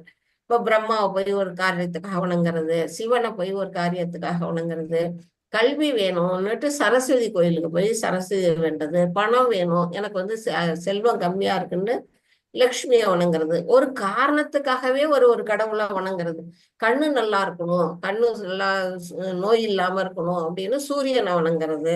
அதெல்லாமே வந்து ஒரு வழிபாடு பண்றோம்னா அதோட பலனை எதிர்பார்த்து நம்ம வழிபாடு பண்றோம்னாலே அந்த இடத்துல ஃப்ரூட்டி ஆக்ஷன் வந்துருது. அந்த இதுதான் வந்து அதுக்கான பலன்கள் வந்து கிடைக்கிறது உண்மைதான். நிச்சயமா அது வந்து பலன் நிச்சயமா கிடைக்கும். இப்ப தப்பே கிடையாது. நம்ம எல்லாம் அப்படிதான் வாழ்ந்திருக்கோம், வாழ்ந்து வந்திருக்கிறோம். அதுக்கு நம்ம கேட்டது அந்த பகவான்களும் நமக்கு என்ன செஞ்சிருக்காங்க, கொடுத்திருக்கிறாங்க. ஏன் இன்னும் சொல்ல போனா இப்ப அந்த உலகத்திலேயே மழை இல்லாம போனா உடனே வர்ண யாகம் பண்றோம்.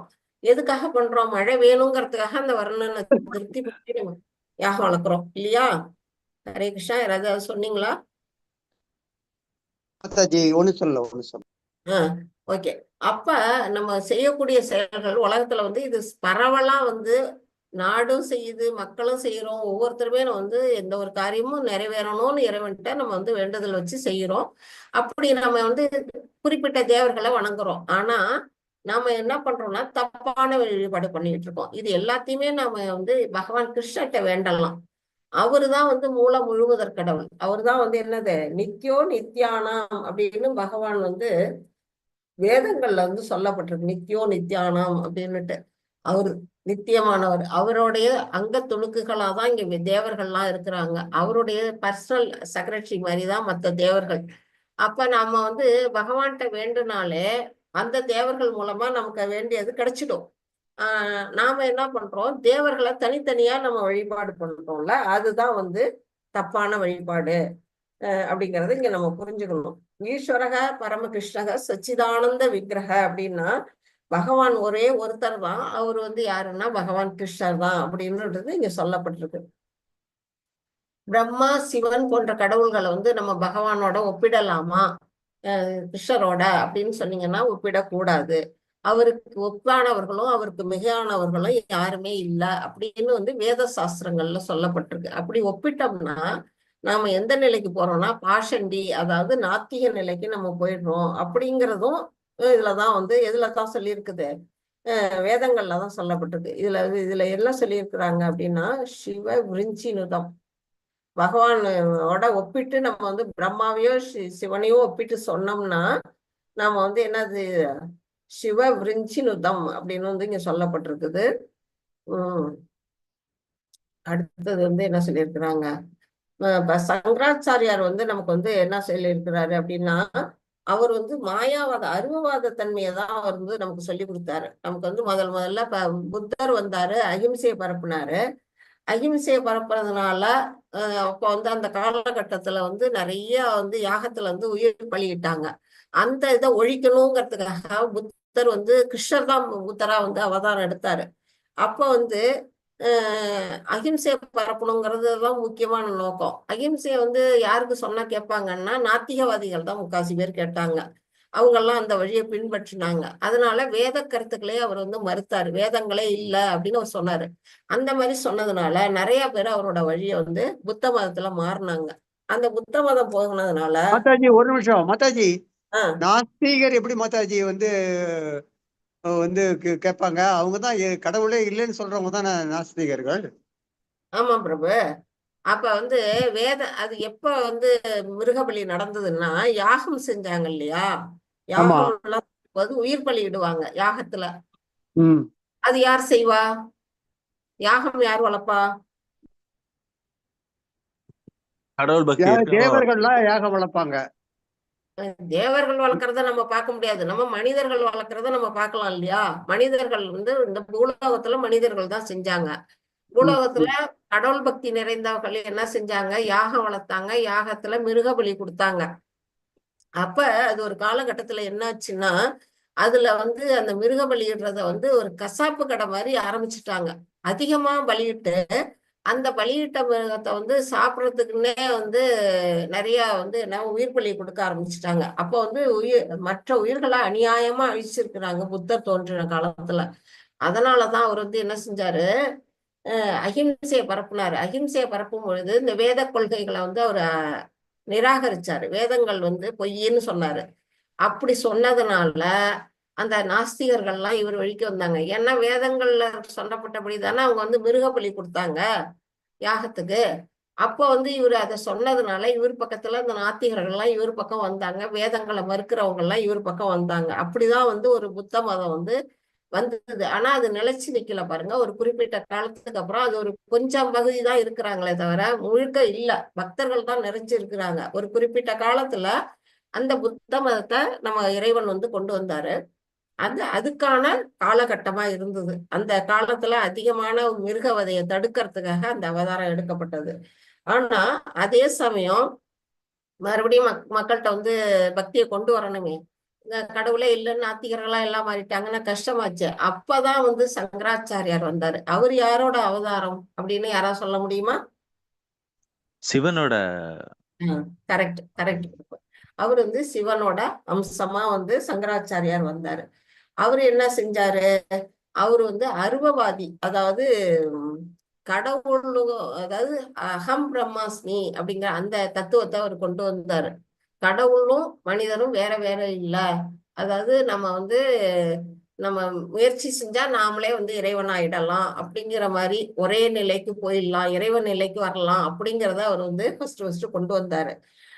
அதனாலதான் வந்து அந்த இதுவும் அடிபட்டு போச்சு பின்னாடி வரும்போது. ஆனா அப்படிப்பட்ட சங்கராச்சாரியரே பின்னாடி வந்து அவர் பாடினாரு, முக்தி அடையணும்னா முகுந்தன் தான் அடையணும், அவருதான் முக்தி கொடுக்க முடியவரு அப்படின்னு சொல்லி அவர் வந்து என்ன பண்ணாரு, நமக்கு வந்து இப்ப இதுலயே நமக்கு கீதை மகாத்மியத்திலேயே பாத்தீங்கன்னா ஃபர்ஸ்ட் எடுத்தோடனே பாத்தீங்கன்னா மகாத்மியத்துல ஒரு பாட்டு வரும். அந்த பாட்டு என்னங்கிறதையும் சொல்லிடுறேன்.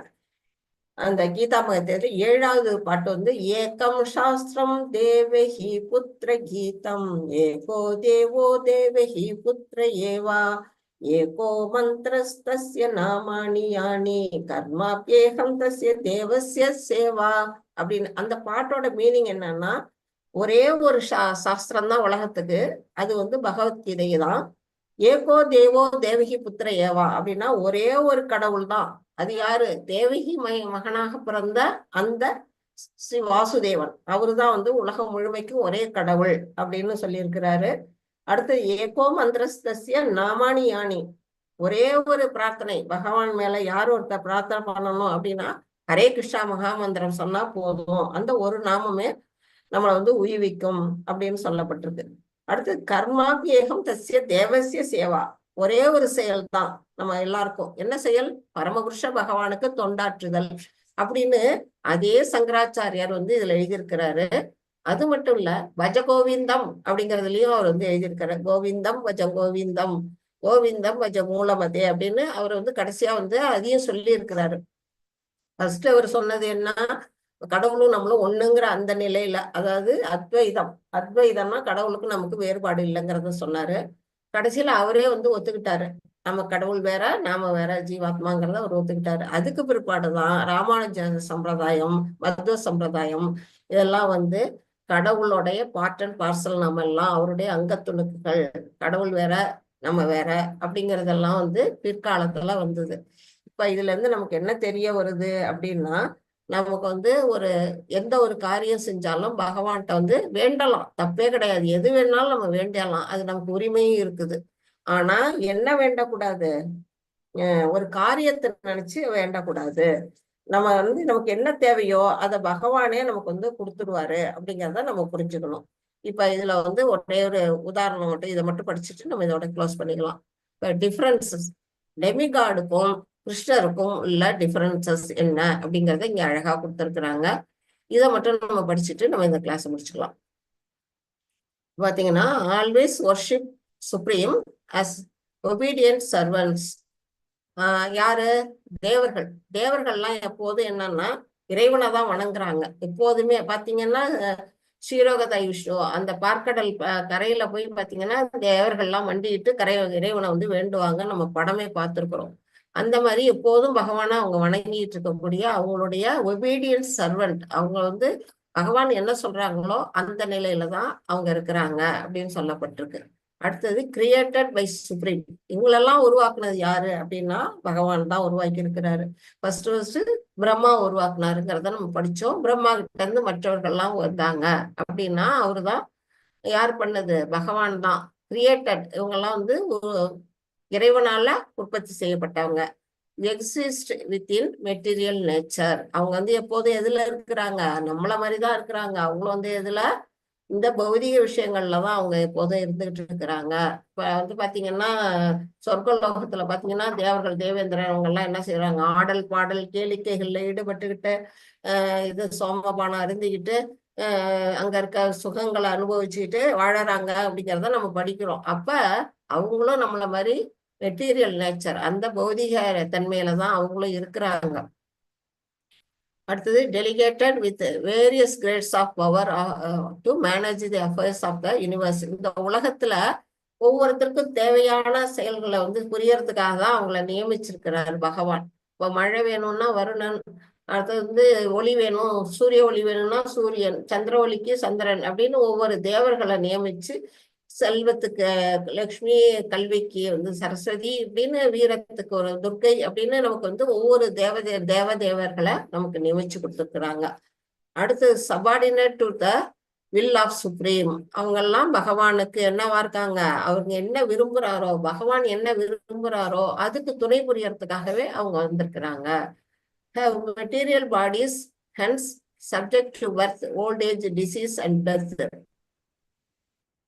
அவங்களுடைய பாடியும் எப்படிப்பட்டது, நம்மளுடைய பாடி மாதிரிதான். அவங்களுக்கும் பிறப்பு, இறப்பு, ஊப்பு, பிணி எல்லாமே இருக்குது அப்படின்னு சொல்லப்படுது. யாராவது எந்த தேவனாவது இறக்கவே இல்லை அப்படிங்கறத யாராவது சொல்ல முடியும்னா சொல்லலாம். ஏன்னா எல்லாருக்கும் அவங்களுக்கும் நம்மள மாதிரியே தான் பாடியில வந்து மாற்றங்கள் ஏற்படுது அப்படிங்கறத இங்க சொல்லப்பட்டிருக்கு. Come under the influence of the three material modes to different extents. அவங்களும் என்ன பண்றாங்க, இந்த மூன்று விதமான குணங்கள் அடிப்படையில தான் அவங்களுடைய செயல்பாடுகள் இருக்குது. அதுல அகப்பட்டவர்கள் தான் அவங்களும். அதனாலதான் என்னது, நம்ம வந்து இப்ப பார்த்தோமே, நலகிரீவன் மணிகிரீவன் நலக்குவரன் 2 பேரும் வந்து எங்க வந்து பிறக்குறாங்க, பூமியில. அந்த அவங்களுக்கு அந்த மோடு 3 மோட்ஸ் அந்த இருக்குது அப்படிங்கிறத நம்ம தெரிஞ்சுக்கணும். அடுத்தது கிருஷ்ணா பத்தி என்ன சொல்லியிருக்காங்க, ஒன்லி ஒன், அவரு ஒருத்தர் தான் கடவுள், முழுமுதற் கடவுள் அவர் தான். சுப்ரீம் ஹோல், அனைத்துக்கும் யாரு சுப்ரீமா இருக்கிறது அவர் தான் அப்படிங்கிறத சொல்லப்பட்டிருக்கு. சுப்ரீம்லி வர்ஷிப்பபிள், எல்லாராலையும் வணங்கப்படுபவரும் அவர் தான். சுப்ரீம் கிரியேட்டர், எல்லா உற்பத்திக்கும் மூல காரணமா இருக்கிறவரு அவர் தான். பியாண்ட் மெட்டீரியல் கிரியேஷன், நம்ம இந்த பௌதிக நேச்சர்லாம் யாரால உண்டாக்கப்பட்டது, இறைவனாலதான் உண்டாக்கப்பட்டது. அது அவருடைய விருப்பத்தின் பேர்ல தான் உண்டாக்கப்பட்டது. அதெல்லாம் வந்து சொல்லப்பட்டிருக்கு. சுப்ரீம் கண்ட்ரோலர், காக்கும் கடவுளா யார் இருக்காரு, விஷ்ணு. அந்த நிலையில பகவான் இருக்கிறாரு. சுப்ரீம்லி இண்டிபெண்டன்ட், அவர் வந்து இப்ப உலகத்துல வந்து அவதாரம் எடுக்கிறாரு. அப்போ வந்து அவருக்கு வந்து யாராவது அவரை கண்ட்ரோல் பண்ண முடியுமா அப்படின்னா ஒருத்தராலையும் முடியாது. இப்ப வந்து தேவகி வந்து யசோதை வந்து தாமோதர லீலையில பாத்தீங்கன்னா அவங்க வயித்துல வந்து ஒரு கயிறு போட்டு உரலோட கட்டுவாங்க. கட்டும் பொழுது பகவானை வந்து கட்டவே முடியாதாம். வந்து கயிறு வந்து 2 இன்ச்சு வந்து குறைஞ்சுக்கிட்டே இருக்குமா. அவங்க என்ன பண்ணுவாங்க, மாட்டுக்கு போடுற மாட்டை கட்டுற கயிறெல்லாம் போய் எடுத்துக்கிட்டு வருவாங்க. வீட்டுல இருந்து எடுத்தாந்து முடிச்சு போட்டா மறுபடியும் கட்டுவாங்களாம், அந்த 2 இன்ச்சு குறையுமா. இப்படி பல தரம் அவங்க முயற்சி பண்ணி அவங்க வேர்த்து விறுவிறுத்து ஒரு வழியா ஆன பிற்பாடு பகவான் என்ன செய்வாரு, தன்னைத்தானே அவர் வந்து குறுக்கிக்குவாரு. அப்ப குறுக்கிட்ட பிற்பாடு அந்த 2 இன்ச்சு கேப் இல்லாம அவர் வந்து கட்டுண்டு போவாரு. அப்ப அவரு இண்டிபெண்டன்ட், அவரு விருப்பப்பட்டாலும் அவரை யாராலையும் வந்து எதுவுமே செய்ய முடியாது, சுதந்திரமானவர் அப்படிங்கிறத நம்ம புரிஞ்சுக்கணும். Completely spiritual body, no birth, death, old age and disease. அவருடைய உடல் எப்படிப்பட்டது, ஆன்மீகமான உடல். அவருக்கு வந்து பிறப்பு, இறப்பு, மூப்பு, வியாதி இதெல்லாம் நமக்கு தான், அவருக்கு எதுவும் கிடையாது, என்றும் இளமையானவர் அப்படிங்கிறத நம்ம குருஷேத்திர போர்க்காலத்துல எத்தனை வயசு, அவருக்கு 125 வயசு. ஆனா அவரோட தோற்றம் எப்படி இருந்தது, 20-25 வாலிபனா அவர் வந்து நமக்கு காட்சி கொடுக்கிறார். அவருடைய உடல்ல வந்து எந்த மாற்றங்களும் இருக்காது அப்படிங்கறத தெரிஞ்சுக்கணும். Completely beyond the influence of the three material modes. அப்ப என்ன பண்றாரு, அந்த 3 குணங்களையும் உண்டாக்கியவரே அவர் தான். கம்ப்ளீட்லி அது வந்து அதுக்கு அப்பாற்பட்டவர் அவரு. பகவான் எதுக்கு அப்பாற்பட்டவர், 3 குணங்களுக்கு அப்பாற்பட்ட நிலையில இருக்கிறாரு. அவர் சுத்த சத்துவ நிலை. அதனாலதான் நாமெல்லாம் சுத்த சத்துவ நிலைக்கு வந்தாதான் அவருடைய இருப்பிடத்துக்கு போக முடியும் அப்படின்னு நம்ம சொல்றதுக்கு காரணமே அவர் அந்த நிலையில இருக்கிறாரு. அந்த நிலையில இருந்தாதான் நாம அந்த உலகத்துக்கு போக முடியும். அடுத்து eternally the same supreme lord, அவர் வந்து என்ன வந்து நித்தியமானவர்.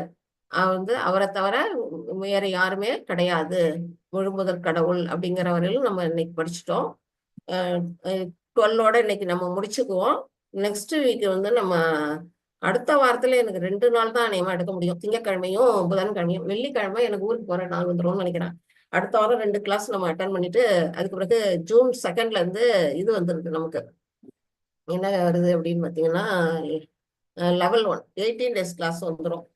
18 டேஸ் கிளாஸ் உடஞ்சதுன்னா அப்புறம் வீக்லி ஒன்ஸ் நம்மளுடைய வெள்ளிக்கிழமை கிளாஸ் தான் நடந்துகிட்டு இருக்கோம். அந்த 18 டேஸ் கிளாஸுக்கு பிறகு நம்ம மறுபடியும் வாரத்துல 2 நாள் 3 நாள் அப்புறம் வச்சுக்க பார்ப்போம். இப்போ நம்ம அடுத்த வாரம் 2 நாள் கிளாஸ் வச்சுக்கலாம். இன்னே சாப்டர்ல உங்களுக்கு ஏதாவது டவுட்ஸ் இருந்ததுன்னா இப்போ நீங்க கேட்கலாம். நான் வந்து கிளாஸ் இது பண்ணிடுறேன், ப்ரேயர் பண்ணிடுறேன். வாஞ்சா கல்பதருப்யச்ச கிருபா சிந்தப்யேவச்ச பதிதானாம் பாவனேபியோ வைஷ்ணவேபியோ நமோ நமக. அனந்த கோடி வைஷ்ணவ விருந்த கி ஜெய். ஸ்ரீல பிரபுபாதா கி Jai. நாமாச்சாரியா Haridas டாக்கூருக்கு Jai. Hare Krishna Krishna Krishna Hare Hare, Hare Rama Rama Rama Hare Hare. Hare Krishna Krishna Krishna Hare Hare, Hare Rama Rama Rama Hare Hare. Hare Krishna devotees, thank you so much. நன்றி. Hare Krishna Mataji. Hare Krishna Prabhu. Hare Krishna Mataji. Hare Krishna Mataji. ஏதாவது டவுட்ஸ் இருக்குதா? ஒன்னும் இல்லையா? Okay, thank you.